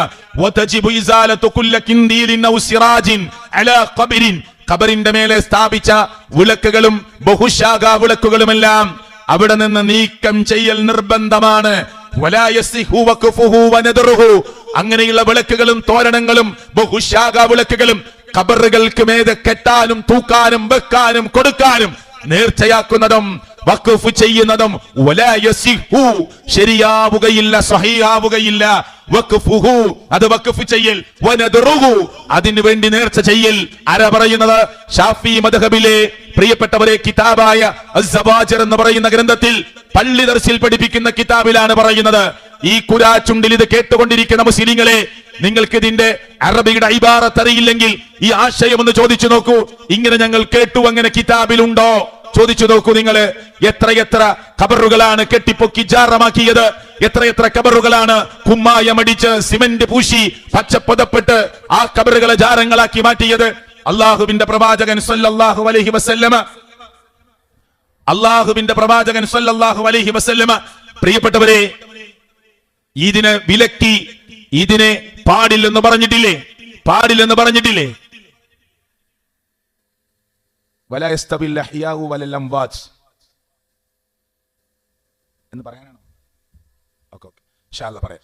അപ്പോ പ്രിയപ്പെട്ടവരെ, ഞാൻ പറയുന്നത് നോക്ക്, നിങ്ങൾ കൃത്യമായി നമ്മുടെ മനസ്സിലേക്ക് വരാൻ അള്ളാഹുവിന്റെ പ്രവാചകൻ അത് വിലക്കി എന്ന് ഹദീസിലുണ്ട്. നിങ്ങൾ ചോദിച്ചു പഠിച്ചോളൂ. നമ്മൾ വളരെ ഒരു അരമണിക്കൂർ സമയം കൂടി ഞാൻ സംസാരിക്കുക. നിങ്ങളത് ചോദിച്ച് പഠിച്ചോളൂ. എന്ത് ഇത് ഉണ്ടോ ഇല്ലേ? ഞാൻ പറഞ്ഞു, തർക്കം ഇവിടെ നിലനിൽക്കുന്നു മുസ്ലിങ്ങൾക്കിടയിൽ. ഏത് ശരി, ഏത് തെറ്റ്? മടക്കണം അള്ളാഹുവിലേക്ക്, ഖുറാനിലേക്ക് മടക്കണം, ഹദീസിലേക്ക് പറഞ്ഞല്ലോ, കിതാബിലേക്ക് മടക്കൂ, പണ്ഡിതന്മാരുടെ ഇബാറത്തിലേക്ക് മടക്കൂ. അവരൊക്കെ ഖുറാൻ പഠിച്ച് ഹദീസ് പഠിച്ച് എഴുതി വെച്ച കിതാബുകൾ വായിച്ച് എന്താണ് അവർക്ക് പറയാനുള്ളത്? ഒന്ന് ഞാൻ പറഞ്ഞു, ഖബറുകൾക്ക് മേലെ ഉണ്ടാക്കുന്ന വിളക്കുകൾ, ബഹുശാഖ വിളക്കുകൾ നീക്കം ചെയ്യണമെന്ന് മാത്രം പറഞ്ഞ് അവസാനിപ്പിക്കുകയല്ല ചെയ്തത്. പിന്നെ നീക്കം ചെയ്യൽ നിർബന്ധമാണ്. വഖഫ് പാടില്ല, നേർച്ച പാടില്ല, കൊടുക്കരുത് എന്ന് കിതാബിലില്ലേ? പോരാ, ഇനി കെട്ടിപ്പൊക്കുന്ന ഖബറുകളെ കുറിച്ച് പ്രവാചകൻ പറഞ്ഞ ഹദീസ് ആദ്യം കേട്ടോളൂ. അള്ളാഹുവിന്റെ പ്രവാചകൻ വിലക്കി, നഹാ റസൂലുള്ളാഹ്, അള്ളാഹുവിന്റെ പ്രവാചകൻ വിലക്കി എന്ത്? അൻ യുജസ്സൽ ഖബറു, ഖബറിന്റെ മേലെ നിങ്ങൾ കുമ്മായമോ സിമന്റോ പൂശരുത്. പറഞ്ഞിട്ടുണ്ടോ ഇല്ലേ? പഠിച്ചു നോക്കൂ നിങ്ങൾ. ഖബറിന്റെ മീതെ നിങ്ങൾ കെട്ടിപ്പടുക്കരുത്. ഖബറിന്റെ മീതെ നിങ്ങൾ കയറിയിരിക്കരുത്. മറ്റൊരു റിപ്പോർട്ടിൽ ഖബറിന്റെ മേലെ നിങ്ങൾ എഴുതരുത്. കണ്ടോ? ഒരു ഹദീസിൽ 4 കാര്യങ്ങളാണ് വന്നത്. കുരാച്ചുണ്ടിലെ മുസ്ലിങ്ങളെ, ഒരു ഹദീസിൽ അല്ലെങ്കിൽ 2 റിപ്പോർട്ടിൽ 4 സംഭവങ്ങളെ വിലക്കി. ഒന്ന്, ഖബറിന്റെ മേലെ സിമന്റോ കുമ്മായമോ പൂശരുത്. ഹദീസിലുണ്ടോ ഇല്ലേ? സെലഫികൾ ഒരൊറ്റ ഖബറിന്റെ മേലെയും കുമ്മായമോ സിമന്റോ പൂശി ഇഷ്ടിക കൊണ്ട് കെട്ടി, വെട്ടുകല്ലിറക്കി കെട്ടി, ഹോളബ്രിക്ക് ഇറക്കി കെട്ടി, സിമന്റോ കുമ്മായമോ പൂശുന്ന ഏർപ്പാട് ഒരു സെലഫികളും ചെയ്യാത്തതെന്താ? അള്ളാഹുവിന്റെ പ്രവാചകൻ മുത്ത് റസൂൽ സല്ലല്ലാഹു അലൈഹി വസല്ലമ വിലക്കിയത് കൊണ്ടാണ്. അതിന്റെ മേലെ നിങ്ങൾ കെട്ടിപ്പടുക്കരുത് എന്ന് പറഞ്ഞു. നമ്മുടെ വാപ്പ മരിക്കുമ്പോ, വല്ലിമ്മ മരിക്കുമ്പോ ഒരു 10 or 20 ഹോളോ ബ്രിക്ക് വാങ്ങാൻ ക്യാഷ് ഇല്ലാത്തത് കൊണ്ടല്ല. ഞങ്ങളത് കെട്ടി ഒരു ജാറമാക്കി മാറ്റുകയില്ല. ഇനി ശ്രേഷ്ഠവര്യന്മാരുടേതാണാക്കുന്നതെങ്കിൽ ഞങ്ങളിലെ പണ്ഡിതന്മാർ മരിക്കുമ്പോ ചെയ്യില്ല. ഇപ്പൊ ആലു ഷെയ്ഖ് മരിച്ചില്ലേ? ഇല്ലേ? ചാനലുകൾ റിപ്പോർട്ട് ചെയ്തില്ലേ? 1.5 മണിക്കൂർ കഴിഞ്ഞിട്ട്, ആ ഖബറടക്കം കഴിഞ്ഞ് 1.5 മണിക്കൂർ കഴിഞ്ഞ് ചെല്ലുന്ന ഒരാൾക്ക് ആലു ഷെയ്ഖിന്റെ ഖബർ ഏതാന്ന് മനസ്സിലാവില്ല. സൗദി രാജാവ് മരിച്ചെന്ന് ഈ നാട്ടിലെ മലയാള ചാനലൊക്കെ പറഞ്ഞു. അത്ഭുതം, ഒരു മണിക്കൂർ കഴിഞ്ഞ് ചെന്നാൽ സൗദി രാജാവിന്റെ ഖബർ ഏതാ എന്നറിയില്ല. എന്താ കാരണം? അവരുടെ കയ്യിൽ ക്യാഷ് ഇല്ലാത്തതുകൊണ്ട്. ആ ഖബർ ഒന്ന് പ്രത്യേകം അലങ്കാരമാക്കാൻ, ആ ഖബർ ഒന്ന് പ്രത്യേകം അടയാളപ്പെടുത്താൻ അല്ല. അങ്ങനെ ചെയ്യരുത് എന്ന് അള്ളാഹുവിന്റെ പ്രവാചകന്റെ കൽപ്പനയാണ്. എന്നാൽ പണ്ഡിതന്മാര് സാധാരണക്കാർക്ക് പറഞ്ഞു കൊടുക്കുന്നത് അതൊക്കെ ഹദീസിലുണ്ട്. ഖബർ കെട്ടിപ്പടുക്കരുത്, ഖബറിന്റെ മേലെ കുമ്മായം പൂശരുത്, സിമന്റ് പൂശരുത് എന്നൊക്കെ അല്ലാഹു തആലയുടെ പ്രവാചകൻ പറഞ്ഞിട്ടുണ്ട്. അത് സാധാരണക്കാരുടെ ഖബറാണ്. എന്നാൽ മഹത്തുക്കളുടെ ഖബറിനെ കുറിച്ച് പറഞ്ഞിട്ടില്ല. എന്നാ മഹത്തുക്കളുടെ ഖബർ ഇതിൽ നിന്ന് ഒഴിവാണ് എന്ന് ഏത് കിതാബിലാണുള്ളത്? ഏത് ഹദീസിലാണുള്ളത്? ഏത് ആയത്തിലാണുള്ളത്? ഇമാം ബുഖാരി ഉദ്ധരിച്ച ഏത് ഹദീസാണുള്ളത്? ഇമാം മുസ്ലിം ഉദ്ധരിച്ച ഏത് ഹദീസാണുള്ളത്? വേണ്ട, താഴെ നിൽക്കുന്ന മറ്റു മഹാരഥന്മാരായ റാവിമാർ ഉദ്ധരിച്ച ഏത് ഹദീസാണുള്ളത്? ഇതിൽ മഹത്തുക്കളുടെ ഖബർ ഒഴിവാണ്. സാധാരണക്കാരായ ആളുകളുടെ ഖബറുകളെ ഇതിന് ബാധകമുള്ളൂ. മുത്തുനബി പറഞ്ഞു കൊടുക്കുകയാണ് അലി റളിയല്ലാഹു അൻഹുവിനോട്, അലി, ഒന്തി നിൽക്കുന്ന ഒരു ഖബറും സാധാരണ ഖബറാക്കി വിടാതെ നീ വിട്ട് കളയരുത്, പൊളിച്ചു നീക്കണമെന്ന്. അലി റളിയല്ലാഹു അൻഹുവിനോട് പറഞ്ഞു കൊടുത്തത് ഹദീസിലില്ലേ? അവിടെ പറഞ്ഞു മഹത്തുക്കളുടെ ഖബർ നീ അങ്ങനെ തന്നെ നിർത്തിക്കോ എന്ന് പറഞ്ഞു. സാധാരണക്കാരുടെ ഖബറാണ് നീ പൊളിക്കേണ്ടത് എന്ന് പറഞ്ഞു. ഒരൊറ്റ ഹദീസിലും അങ്ങനെ വന്നിട്ടില്ല. പോരാ, വീണ്ടും ഞാൻ പള്ളി ദർസിൽ പഠിപ്പിക്കുന്ന കിതാബിൽ നിന്ന് പറയാം, കേട്ടോളൂ. വതജിബുൽ മുബാദറതു ലിഹദ്മിഹാ വഹദ്മിൽ കിബാബില്ലതി അലൽ ഖുബൂർ ഇത് ഹിയ അളറു ബിൽ മസ്ജിദിൽ ളിറാർ. ഖബറിന്റെ മീതെ എടുപ്പുകളും കുബ്ബകളും ഉണ്ടാക്കൽ കപട വിശ്വാസികൾ ഉണ്ടാക്കുന്ന പള്ളികളെക്കാൾ അപകടം പിടിച്ചതാണ്. ഇത് ഹിയ അളറു ബിൽ മസ്ജിദിൽ ളിറാർ. കപട വിശ്വാസികൾ ഉണ്ടാക്കിയ പള്ളിയേക്കാൾ അപകടം പിടിച്ചതാണ്. ഇനി കാരണം കൂടി പറഞ്ഞു കൊടുക്കുകയാണ് പള്ളി ദർസിൽ പഠിപ്പിക്കുന്ന കിതാബിൽ. ലിഅന്നഹാ ഉസ്സിസത് അലാ മഅസിയത്തി റസൂലില്ലാഹി സ്വല്ലല്ലാഹു അലൈഹി വസല്ലം. ഖബറിന്റെ മേതെ കുബ്ബകളോ എടുപ്പുകളോ കെട്ടിപ്പടുക്കലുകളോ ഉണ്ടാകരുത് എന്ന് പറയാനുള്ള കാരണം എന്താ? കാരണം ലിഅന്നഹാ ഉസ്സിസത് അലാ മഅസിയത്തി റസൂലില്ലാഹി സ്വല്ലല്ലാഹു അലൈഹി വസല്ലം. റസൂൽ കരീം സല്ലല്ലാഹു അലൈഹി വസല്ലമയുടെ അടിസ്ഥാനപരമായ കൽപ്പനക്കെതിരാണ്. എന്താ അടിസ്ഥാനപരമായ കൽപ്പന? ഖബർ കെട്ടിപ്പടുക്കരുത് എന്നതാണ്. ഖബറിന്റെ മേലെ സിമന്റോ കുമ്മായമോ പൂശരുത് എന്നാണ്. ഖബറിന്റെ മേലെ കയറിയിരിക്കരുത് എന്നാണ്. ഖബറിന്റെ മേലെ എഴുതരുത് എന്നതാണ് അടിസ്ഥാന കൽപ്പന. അതിനെതിരാണ്. പോരാ, വഅമറ അല്ലാഹുവിന്റെ പ്രവാചകൻ സല്ലല്ലാഹു അലൈഹി വസല്ലമ കൽപ്പിച്ചിട്ടുണ്ട് ബിഹദ്മി ഖുബൂരിൽ മുശ്രിഫ. പൊന്തി നിൽക്കുന്ന ഖബറുകൾ പൊളിച്ച് സാധാരണ ഖബറാക്കണമെന്നത് നബിയുടെ കൽപ്പനയുമുണ്ട്. പോരാ, പ്രവാചകൻ സല്ലല്ലാഹു അലൈഹി വസല്ലമയുടെ അടിസ്ഥാനപരമായ കൽപ്പന മാത്രമല്ല, ലിഅന്നഹു നഹാ അൻ ദാലിക്. ആരെങ്കിലും ഖബർ കെട്ടിപ്പടുക്കുകയാണെങ്കിൽ നബി അത് ചെയ്യരുത് എന്ന് പറഞ്ഞുകൊണ്ട് വിലക്കിയിട്ടുമുണ്ട്. ഇതെവിടെ പഠിപ്പിക്കുന്നത്? ഇതെവിടെ പഠിപ്പിക്കുന്നത്? പള്ളി ദർസിലെ കിതാബുകളിലാണ് പഠിപ്പിക്കുന്നത്. ഷാഫി മദ്ഹബിലാണ് പഠിപ്പിക്കുന്നത്. ഞങ്ങൾ മുജാഹിദുകൾ, സലഫികൾ, വിസ്ഡം ഇസ്ലാമിക് ഓർഗനൈസേഷന്റെ എളിയ പ്രബോധകന്മാർ ഓരോ അങ്ങാടിയിലും എഴുന്നേറ്റ് നിന്ന് ഞങ്ങളുടെ ഇഷ്ടപ്രകാരം പറയുകയല്ല. കിതാബുകളിൽ രേഖപ്പെട്ട് കിടക്കുന്നു. എന്തുകൊണ്ട് ഈ മുസ്ലിം ഉമ്മത്തിനോട് അത് പറഞ്ഞു കൊടുക്കുന്നില്ല?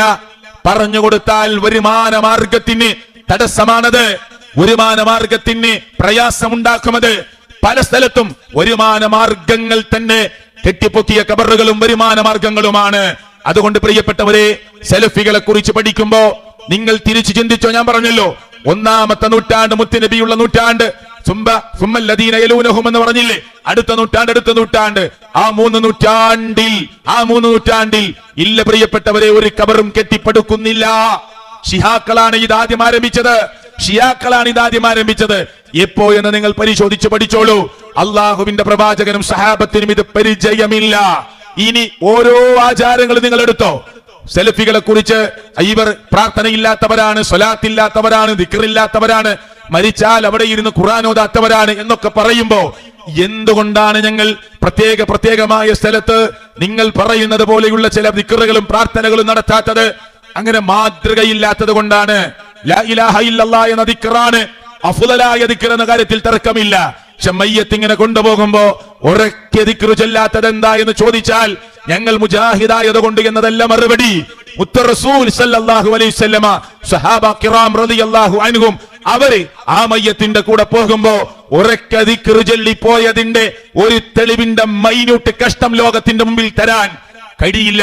അതുകൊണ്ടാണ് ഞങ്ങൾ ചെയ്യാത്തത് എന്നാണ് ഞങ്ങളുടെ മറുപടി. നിങ്ങൾ കേട്ടോ, ഞാൻ വെറുതെ പറയില്ല. എന്തുകൊണ്ടാണ് മരിച്ച സ്ഥലത്തിരുന്ന് പ്രത്യേകമായ ഒരു ഖുർആനോത്തിന്റെ ചടങ്ങ് ഉണ്ടാക്കാത്തത് എന്നതിന്റെ ഉത്തരം ഷാഫി മദ്ഹബിൽ നിന്ന് ഞാൻ വായിച്ചു കേൾപ്പിക്കാം. കേട്ടോളൂ. ഏതായത്തിന്റെ വ്യാഖ്യാനത്തിലാണ്? എന്ന ആയത്തിന്റെ വിശദീകരണത്തിൽ ആരാ പറയുന്നത് അറിയോ? ഷാഫി മദ്ഹബിലെ പ്രമുഖ പണ്ഡിതനായ ഇമാം ഇബ്നു കസീർ. വലിയ തഫ്സീർ നോക്ക് നിങ്ങൾ. എല്ലാ മുസ്ലിങ്ങളും ആ തഫ്സീർ വായിക്കുകയും അതിലൊരുപാട് കാര്യങ്ങൾ ഉൾക്കൊള്ളുകയും ചെയ്യുന്നവരാണ്. ആ മഹാനായ മുഫസ്സിറായ ഇമാം ഇബ്നു കസീർ റഹ്മത്തുള്ളാഹി അലൈഹി ഈ ആയത്തിന് വിശദീകരണം കൊടുക്കുമ്പോ ഷാഫി ഇമാമിനെ ഉദ്ധരിച്ചുകൊണ്ടാണ് വിശദീകരണം കൊടുക്കുന്നത്. കേട്ടോളൂ. എന്നിട്ട് നിങ്ങൾ ഈ കുരാച്ചുണ്ടിലെ മുസ്ലിങ്ങൾ ഇത് കേൾക്കുന്നുണ്ടെങ്കിൽ നിങ്ങൾ നിങ്ങളുടെ പണ്ഡിതന്മാരോട് പോയി ചോദിക്കൂ, ഉണ്ടോ ഇല്ലേ? കേട്ടോളൂ, ഞാൻ വായിക്കാം. ഈ ആയത്തിന്റെ വ്യാഖ്യാനം തഫ്സീറിൽ നിന്ന് വായിക്കാം. വമിൻ നാദിഹിൽ ആയ അൽ കരീമ, ഈ മഹത്തരമായ ആയത്തിൽ നിന്ന്. ഏതാണ് ആയത്ത്? എന്താണ് ആയത്തിന്റെ അർത്ഥം? ഒരു മനുഷ്യന് അവന്റെ അധ്വാനത്തിൽപ്പെട്ടതാണ് ലഭിക്കുക, അവന്റെ അധ്വാനത്തിൽപ്പെടാത്ത ഒന്ന് ലഭിക്കില്ല എന്ന് പറഞ്ഞാൽ നമ്മുടെ പ്രാർത്ഥന ലഭിക്കില്ല, വേറൊരാൾക്ക് ദാനധർമ്മം ചെയ്യാൻ പറ്റില്ല എന്ന അർത്ഥത്തിലല്ല. പക്ഷേ ചിലത് അവൻ തന്നെ പ്രവർത്തിക്കേണ്ടതുണ്ട്. ഈ ആയത്തിന്റെ വ്യാഖ്യാനത്തിലാണ് മഹാനായ ഇബ്നു കസീർ റഹ്മത്തുള്ളാഹി അലൈഹി ഇമാം ഷാഫി ഉദ്ധരിച്ചുകൊണ്ട് പറയുന്നു, മിൻ ഹാദിഹിൽ ആയൽ കരീമ, ഈ കരീമയായ മഹത്തരമായ ആയത്തിൽ നിന്ന് ഇസ്തംബത ശാഫിഈ റഹിമഹുല്ലാഹ്, ഇമാം ഷാഫി റഹ്മത്തുള്ളാഹി അലൈഹി തെളിവെടുക്കുകയാണ്. വമനിത്തബഅഹു, ഇമാം ഷാഫി ആ ഇമാമിനെ പിന്തുടർന്ന അദ്ദേഹത്തിന്റെ അനുചരന്മാരും തെളിവെടുക്കുകയാണ്. എന്ത് തെളിവാണ് എടുത്തത്? അന്നൽ ഖിറാഅത ലാ യസ്ലി ഇഹ്ദാഉ സബാബിഹാ ഇലൽ മൗത ലിഅന്നഹു ലൈസ മിൻ അമലിഹിം വലാ കസ്ബിഹിം. ഒരാൾ മരിച്ചതിന്റെ മയ്യത്തുമായി ബന്ധപ്പെട്ട് നടത്തുന്ന ഒരു ഖുർആൻ പാരായണമുണ്ടല്ലോ, അതിന്റെ പ്രതിഫലം മരണപ്പെട്ടവനിലേക്ക് എത്തുകയില്ല. ഞാനല്ല പറയുന്നത്, ഷാഫി മദ്ഹബാണ് പറയുന്നത്. ലൈസ മിൻ അമലിഹിം വലാ കസ്ബിഹിം. എന്താ കാരണം? ലിഅന്നഹു ലൈസ മിൻ അമലിഹിം വലാ കസ്ബിഹിം. അതാ മരിച്ചവന്റെ പ്രവൃത്തിയിലോ അധ്വാനത്തിലോ പെട്ടതല്ല. വലിഹാദാ ലം യൻദുബ് ഇലൈഹി റസൂലുള്ളാഹ്, അല്ലാഹുവിന്റെ പ്രവാചകൻ സല്ലല്ലാഹു അലൈഹി വസല്ലമ ഉമ്മത്തഹു, ഉമ്മത്തിന് ഇങ്ങനെ ഒരു സുന്നത്ത് പഠിപ്പിച്ചിട്ടില്ല. വലാ ഹസ്സഹും അലൈ വലാ അർശദഹും ഇലൈ ബിനസ്സിൻ വലാ ഈമാഇൻ. ഖണ്ഡിതമായ തെളിവോ സൂചനാപരമായ തെളിവോ ഉറപ്പുള്ള തെളിവോ ബലഹീനമായ തെളിവോ പ്രവാചകന്റെ അടുക്കൽ നിന്ന് വന്നിട്ടില്ല. വലം യുൻകൽ ദാലിക അഹദിൻ മിനസ് സഹാബ, സഹാബാ കിറാം റളിയല്ലാഹു അൻഹും, സഹാബികളുടെ കൂട്ടത്തിൽ നിന്ന് ഒരാൾ പോലും ഇങ്ങനെ മയ്യത്തിന്റെ അടുത്തിരുന്ന് ഖുർആൻ ഓതുന്ന ഒരു സമ്പ്രദായത്തെ ഉദ്ധരിച്ചിട്ടില്ല. വലൗ കാന ഖൈറാ, വല്ല ഖൈറും അങ്ങനെ ഓതുന്നതിൽ ഉണ്ടായിരുന്നുവെങ്കിൽ ലസബഖൂനാ ഇലൈഹി, നമ്മളെക്കാൾ മുമ്പ് അവർ ചെയ്യുമായിരുന്നു. ഇതാ പള്ളി ദർസിൽ ഓതി കൊടുക്കണ തഫ്സീറിലുള്ളതാ. എന്താ പറഞ്ഞു കൊടുക്കാത്തത് സമൂഹത്തിന്? എന്താ സമൂഹത്തെ പഠിപ്പിക്കാത്തത്? എന്നിട്ട് ആ ഖുർആൻ അങ്ങനെ ഒരു ചടങ്ങാക്കാത്ത മുജാഹിദുകളെ കുറിച്ച് അത്ഭുതം എന്താ അറിയോ? ഇവരുടെ കണ്ണിൽ, പണ്ഡിതന്മാരുടെ കണ്ണിൽ, സാധാരണക്കാരല്ല, ഉസ്താദുമാരുടെ കണ്ണിൽ നമ്മളാണ് പുത്തൻവാദികൾ. നഊദു ബില്ലാഹ്. ഒരു പുത്തനാചാരം അള്ളാഹുവിന്റെ റസൂലും സഹാബത്തും പഠിപ്പിക്കാത്ത ദീനിന്റെ ആചാരമാണെന്ന് പറഞ്ഞ് രണ്ടെണ്ണം വേണ്ട, മുജാഹിദ് പ്രസ്ഥാനം ലോകത്തിന്റെ മുമ്പിൽ സുന്നത്തായി പഠിപ്പിക്കുന്നത് ഒന്ന് കാണിക്കൂ, ഒന്ന് പറയാൻ പറ്റുമോ ആർക്കെങ്കിലും? തിരിച്ചൊന്ന് ചോദിക്കുക. നിങ്ങള് എത്ര എണ്ണം പറയാം? ഈ പറഞ്ഞു തന്നെ മരിച്ച സ്ഥലത്തിരുന്ന് ഖുർആൻ ഒരു പ്രത്യേക രീതിയിൽ ഓതുന്നു, മയ്യത്ത് കൊണ്ടുപോകുമ്പോ ഉറക്കെ ദിക്ർ ചൊല്ലി പോകുന്നു, 3-ന്റെ അന്ന് കണ്ണൂക്ക് നടത്തുന്നു, 7-ന്റെ അന്ന് പ്രത്യേക ആചാരം, 21-ന്റെ അന്ന് പ്രത്യേക ആചാരം, 40-ന് പ്രത്യേക ആചാരം, മരിച്ച ഡേറ്റ് വരുമ്പോ ആണ്ട്. ഇതുമായി ബന്ധപ്പെട്ട് എത്ര ബിദ്അത്തുകളാണ്. ആ കബറിന്റെ അടുത്ത് ഒരു ചെറിയ കുറ്റിപ്പുര കെട്ടി ഖുർആൻ ഓതുന്നു, അല്ലേ? ഇങ്ങനെ എത്ര ബിദ്അത്തുകളാണ്. പ്രവാചകൻ സല്ലല്ലാഹു അലൈഹി വസല്ലമയുടെ ജന്മദിനം 2 പെരുന്നാളിനേക്കാൾ വലിയ ആഘോഷമാണെന്ന് പറയുന്നു. പെരുന്നാളിന് എങ്ങനെ പോകണം, എങ്ങനെ വരണം, പുതിയ വസ്ത്രമണിയണം, ആ മൈതാനത്ത് വേറെ നിസ്കാരമില്ല, സ്ത്രീകളുടെ ഭാഗത്തേക്ക് മുത്തുനബി ചെന്ന് പ്രത്യേക സ്വതക്ക ചെയ്യാൻ പറയുന്നു. എന്നാൽ നബിദിനാഘോഷം 2 പെരുന്നാളിനേക്കാൾ വലുതാണെങ്കിൽ അന്ന് നടത്തേണ്ട ഒരു ആചാരം ഹദീസിലുണ്ടോ? എന്താണെന്ന് ചെയ്യേണ്ടതെന്ന് കിതാബിലുണ്ടോ? എന്തെങ്കിലും ഒരു പ്രത്യേകത മുത്തുനബി പറഞ്ഞിട്ടുണ്ടോ? സഹാബത്തിന് അറിയുമോ? ഭാര്യമാർക്കറിയുമോ? ഖലീഫമാർക്കറിയുമോ? മദ്ഹബിന്റെ ഇമാമുകൾക്കറിയുമോ? എത്ര നൂറുകണക്കിന് തിരിച്ചു ചോദിക്കാൻ പറ്റും. നിങ്ങൾ പറയൂ മുജാഹിദുകളെ, നിങ്ങൾ ഈ ചെയ്യുന്ന ഇസ്ലാമിന്റെ ആചാരമാണെന്ന് പറഞ്ഞ് നിങ്ങൾ ഈ ചെയ്യുന്നത് എവിടെയാണ് മുത്തുനബി ചെയ്തത് എന്ന് ചോദിക്കൂ. നിങ്ങള് ഇല്ല അങ്ങനെ ചോദിക്കാൻ. എന്നിട്ട് നമുക്ക് വിളിക്കണ പേരോ പുത്തൻവാദികൾ. എന്താ നമ്മൾ പുത്തനായിട്ട് ഉണ്ടാക്കിയത്? നിങ്ങൾ പഠിക്കാനാ വരണത്. പുത്തനായിട്ടുണ്ടാക്കിയ എന്തെങ്കിലും ഒന്ന് പ്രിയപ്പെട്ടവരെ ഉദ്ധരിക്കാൻ പറ്റുമോ? മുസ്ലിം ഉമ്മത്തിന് കഴിയില്ല. സ്ത്രീകൾക്ക് പള്ളിയിൽ പോകാമെന്ന് ഞങ്ങൾ പറയുന്നു. ഞാൻ വേഗം ഓർഡറൊക്കെ തെറ്റിച്ച് പറയാണ്. സ്ത്രീകൾക്ക് പള്ളിയിൽ നിർബന്ധമുണ്ടോ? ഇല്ല. അവർക്ക് പോകാം. പോയാൽ അവർക്കും കിട്ടും 27 ഇരട്ടി പ്രതിഫലം. മക്കത്ത് പോകുന്നില്ലേ? മദീനത്ത് പോകുന്നില്ലേ? ഉണ്ട്. മുമ്പേ പോകുന്നില്ലേ? ഉണ്ട്. ഇനി മക്കത്ത് പോയി എന്നതാണ് തെളിവല്ല. അതിന് 150-ലധികം ഹദീസുകൾ തെളിവില്ലേ? ഉണ്ട്. 150-ലധികം തെളിവുകൾ ഹദീസുകളില്ലേ? ഉണ്ട്. ഞാൻ നിങ്ങൾക്ക് ഇത് ഹദീസിന് പകരം ഷാഫി മദ്ഹബിലെ ചില പണ്ഡിതന്മാരുടെ ഇമാം നബവി നോക്കൂ, നിങ്ങൾ ഉദ്ധരിക്കുന്ന ഒന്ന് മാത്രം ഞാൻ കേൾപ്പിക്കാൻ കേട്ടോളൂ കേട്ടോ. ഫഖദ് നഖല ഇബ്നുൽ മുൻദിർ വഗൈറുഹു അൽ-ഇജ്മാ അലാ അന്നഹാ ലൗ ഹദറത് വസല്ലത്തിൽ ജുമുഅ ജാസ. സുബ്ഹാനല്ലാഹ്, ഇത്ര ക്ലിയർ ആണ്. ഇമാം നബവിയാണ് ലോകത്തോട് പറയുന്നത്. ഒരു സ്ത്രീ ജുമുഅക്ക് വന്നു, നോക്ക്, ഇജ്മാ ഉണ്ട് എന്നാണ് പറയുന്നത്. ഒരു സ്ത്രീ ജുമുഅക്ക് വന്നു, ആ സ്ത്രീ ജുമുഅ നമസ്കരിച്ചു, ജുമുഅയിൽ പങ്കെടുത്തു, എന്നാൽ അവളുടെ ജുമുഅ അനുവദനീയമാണ്. ആരാ പറയുന്നത്? ഇമാം നബവി. കേട്ടോളൂ ഇനി. വഖദ് സബതത്തിൽ അഹാദീസു സ്വഹീഹ അൽ മുസ്തഫീദ കുറ്റമറ്റതായ സ്വഹീഹായ ഹദീസുകൾ സ്ഥിരപ്പെട്ടു വന്നിട്ടുണ്ട്. എന്തിന്? അന്നന്നിസാ കുന്ന യുസല്ലീന ഖൽഫ റസൂലില്ലാ, അല്ലാഹുവിന്റെ പ്രവാചകന്റെ പിറകിൽ സ്ത്രീകൾ നമസ്കരിച്ചിട്ടുണ്ടായിരുന്നു. ഫീ മസ്ജിദിഹി, പ്രവാചകന്റെ പള്ളിയിൽ. ഖൽഫർ റിജാലി, പുരുഷന്മാരുടെ പിറകിൽ. പള്ളി ദർശനം ഓതി കൊടുക്കണ കിതാബിലുള്ളതാ. നബിയുടെ കാലത്ത് നബി സല്ലല്ലാഹു അലൈഹി വസല്ലം പള്ളിയിൽ, മുത്ത് നബിയുടെ പിറകിൽ, പുരുഷന്മാരുടെ പിറകിൽ, നബിയുടെ പള്ളിയിൽ, വീട്ടിനുള്ളിലല്ല, നബിയുടെ പള്ളിയിൽ, നബിയുടെ പിറകിൽ പോരാ, പുരുഷന്മാരുടെ പിറകിൽ അവർ നമസ്കരിക്കാറുണ്ടായിരുന്നു എന്ന് ദാ പള്ളി ദർസിൽ ഓതിക്കൊടുക്കുന്ന കിതാബിൽ പറയുന്നത് എന്താണ്? വഖദ് സബതത്തിൽ അഹാദീസു സ്വഹീഹ അൽ മുസ്തഫീള, കുറ്റമറ്റതായ സ്വഹീഹായ ഹദീസുകൾ സ്ഥിരപ്പെട്ടു വന്നിട്ടുണ്ട്. അതുകൊണ്ട് ഇജ്മാ ഉണ്ട്. ഇമാം നബവി പറയാ, ഒരു പെണ്ണ് ജുമഅക്ക് വന്നാൽ അവളുടെ ജുമഅ അനുവദനീയമാണ്, സ്വീകരിക്കപ്പെടുന്നതാണ്. പോരാ, ഇനി ഹദീസും കേട്ടോളൂ. ആയിഷ ബീബി റളിയല്ലാഹു അൻഹാ ഖാലത്ത്, ആയിഷ ബീബി മുത്തുനബിയുടെ പ്രിയപ്പെട്ട പത്നി പറയുകയാണ്, കുന്ന നിസാഉൽ മുഅ്മിനാത്ത് യശ്ഹദിന മഅ റസൂലില്ലാഹി സ്വല്ലല്ലാഹു അലൈഹി വസല്ലം സ്വലാത്തൽ ഫജ്രി. കേട്ടോളൂ കൂരാച്ചുണ്ടിലെ മുസ്ലിങ്ങളെ, സലഫികൾ പറയുന്നതിന് പ്രമാണമാണ് നിങ്ങളുടെ മുമ്പിൽ വെക്കുന്നത്. ആരെയും അധിക്ഷേപിക്കുകയില്ല, കൃത്യമായ പ്രമാണമാണ് പറയുന്നത്. കുന്ന നിസാഉൽ മുഅ്മിനാത്ത് യശ്ഹദിന മഅ റസൂലില്ലാഹി സ്വല്ലല്ലാഹു അലൈഹി വസല്ലം, മുത്തുനബി സല്ലല്ലാഹു അലൈഹി വസല്ലമയുടെ പ്രിയപ്പെട്ട പത്നി ആയിഷ ബീബി പറയുകയാണ്, മുഅ്മിനാത്തുകളായ സ്ത്രീകൾ അവർ നബിയുടെ കൂടെ സുബഹി ജമാഅത്തിന് വരുമായിരുന്നു. സുബഹി നിസ്കരിക്കാൻ വരും. പോരാ, കേട്ടോളൂ വാക്ക്, മുത്തലഫിആത്തിൻ ബിമുറൂതിഹിന്ന ثم ينقلبن الى بيوتهن حين يقضين الصلاه لا يعرفهن احد من الغلس. ഇമാം ബുഖാരി ഉദ്ധരിക്കുന്നു, ഇമാം മുസ്ലിം ഉദ്ധരിക്കുന്നു. അതും നബിയിൽ നിന്ന് കേട്ടു കൃത്യമായി പറയുന്നത് ആരാ? ഇത് റിപ്പോർട്ട് ചെയ്യുന്നത് ആരാ? ആയിഷ ബീബി റളിയല്ലാഹു അൻഹാ. എന്താ പറഞ്ഞത്? മൂടി പൊതച്ചിട്ടാണ് അവർ വരിക. നിസ്കാരം കഴിഞ്ഞ ഉടനെ, കേട്ടോളൂട്ടോ, ഹീന യഖ്ലീന സ്വലാത്ത്, നിസ്കാരം കഴിഞ്ഞ ഉടനെ അവർ അവരുടെ വീടുകളിലേക്ക് മടങ്ങിപ്പോകും. സുമ്മ യൻഖലിബിന ഇലാ ബുയൂതിഹിന്ന, അവർ അവരുടെ വീടുകളിലേക്ക് മടങ്ങിപ്പോകും. ഹീന യഖ്ലീന സ്വലാ, നമസ്കാരം കഴിഞ്ഞ ഉടനെ. ലാ യഅരിഫുഹുന്ന അഹദും മിനൽ ഗലസ്, ഇരുട്ടുകൊണ്ട് അവരെ ഒരാൾക്കും തിരിച്ചറിയുമായിരുന്നില്ല. ഇത് ഇമാം ബുഖാരി ഉദ്ധരിച്ച ഹദീസല്ലേ, ഇമാം മുസ്ലിം ഉദ്ധരിച്ച ഹദീസല്ലേ? ഇരുട്ടുകൊണ്ട്. അപ്പൊ പണ്ഡിതന്മാർ പറഞ്ഞു കൊടുക്കുന്ന എന്താ അറിയോ?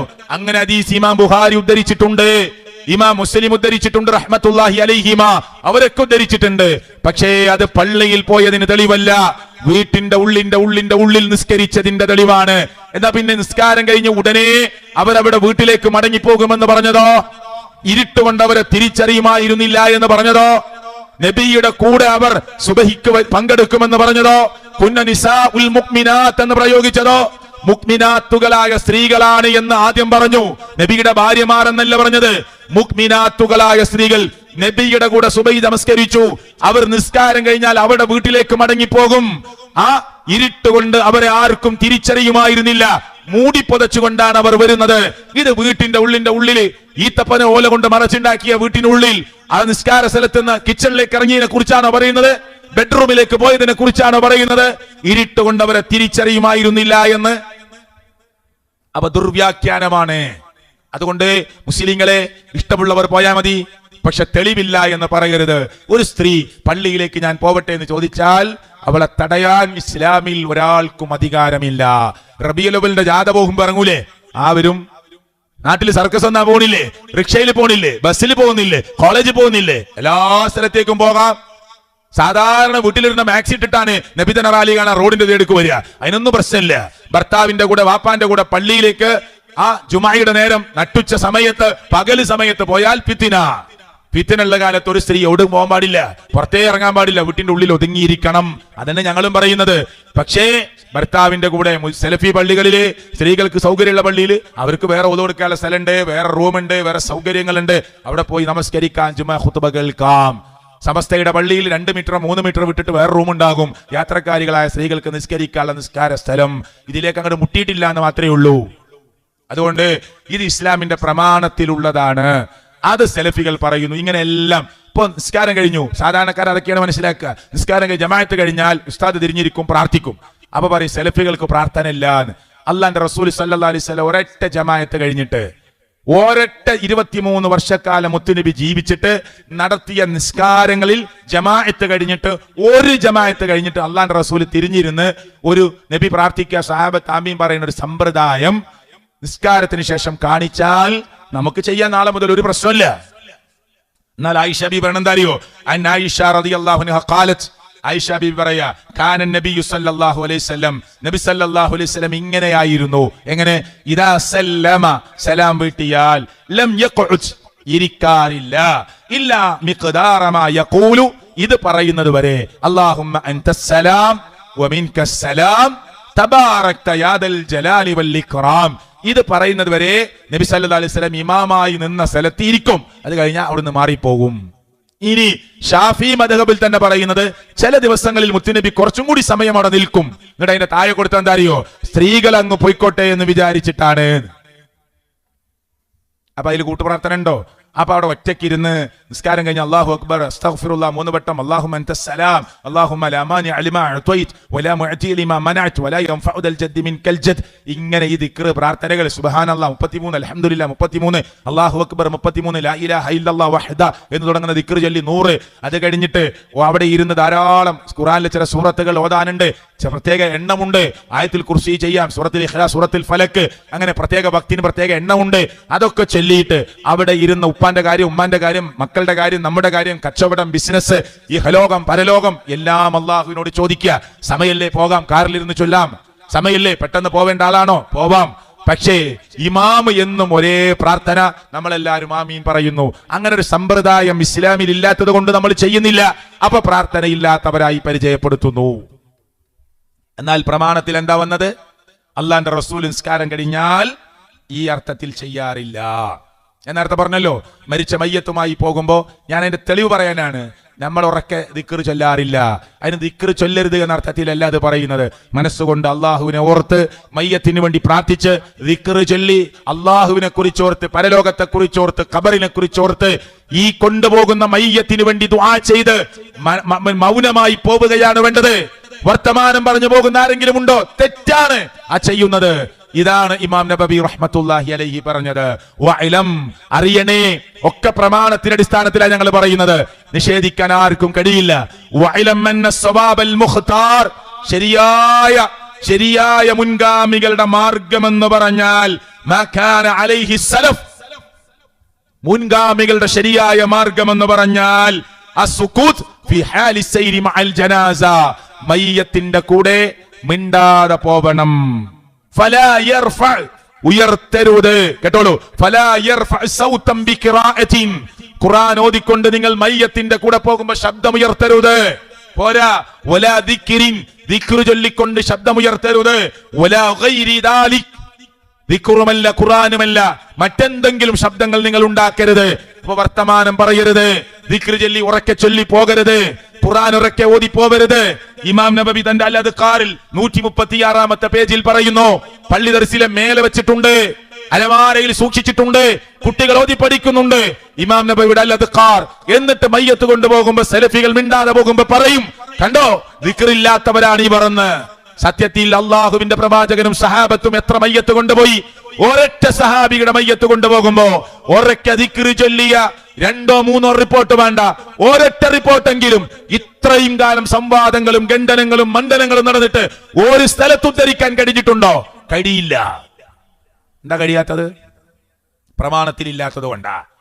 പ്രമാണത്തിന് ഇഷ്ടമുള്ളവർക്ക് ഇഷ്ടമുള്ളത് ചെയ്യുക, അത് നിങ്ങളുടെ ഇഷ്ട, അത് നമ്മൾ ഓരോരുത്തരുടെ ഇഷ്ടം, അത് ജനാധിപത്യ രാജ്യ. പക്ഷെ ദീനിൽ അതിന് പ്രമാണമുണ്ടോ? ഇല്ല. അതുകൊണ്ട് സഹോദരങ്ങളെ, നിങ്ങൾ ഇസ്ലാമിന്റെ കാഴ്ചപ്പാടുകളെ നമ്മുടെ ഇഷ്ടപ്രകാരം പഠിക്കില്ല. ഇത് പാരമ്പര്യമില്ലാത്തവരാണ് സെലഫികൾ എന്ന് പറയാം. ഇപ്പൊ കേരളത്തിലെ മുജാഹിദ് പ്രസ്ഥാനമാണ് ആദ്യത്തെ പ്രസ്ഥാനം. അതൊക്കെ പോകട്ടെ, അതൊന്നും വിഷയമില്ല. ആദ്യത്തെ പ്രസ്ഥാനം മുജാഹിദ് പ്രസ്ഥാന. അതിന് തെറ്റിപ്പോയതാണ് സമസ്ത ജമിയത്തുൽ ഉലമ, സമസ്ത കേരള ജമിയത്തുൽ ഉലമ. ആദ്യത്തെ രജിസ്ട്രേഷൻ നടത്തിയ സംഘടനയും മുജാഹിദ് പ്രസ്ഥാനത്തിൻ്റെതാ. അതിന് പണ്ഡിതന്മാര്, സമസ്തയിലെ പണ്ഡിതന്മാര് പറഞ്ഞു, ഞങ്ങൾ രജിസ്ട്രേഷൻ വൈകിട്ടുണ്ട്, അത് നബിയുടെ സമ്മതം കിട്ടാൻ കാത്തുന്നതാണ്. എന്തെങ്കിലും ആവട്ടെ, ഞാനത് ചർച്ചയിലേക്ക് കൊണ്ടുപോകാനല്ല, അള്ളാന്റെ റസൂലിന്റെ സമ്മതം കിട്ടാൻ കാത്തു നിന്നതാണ്. അതുകൊണ്ടാണ് ഞങ്ങൾ നിങ്ങളെ പിറകിലായി പോയത് എന്നാ പല സ്ഥലത്തും പ്രസംഗിക്കലേ. സത്യം തന്നെയാണ്, നിങ്ങളാണ് ആദ്യം രജിസ്ട്രേഷൻ നടത്തിയത്, ഞങ്ങൾ നടത്തിയിട്ടില്ല, ഞങ്ങൾ പിന്നെയാണ് നടത്തിയത്. അങ്ങനെ വൈകാനുള്ള കാരണം എന്താ?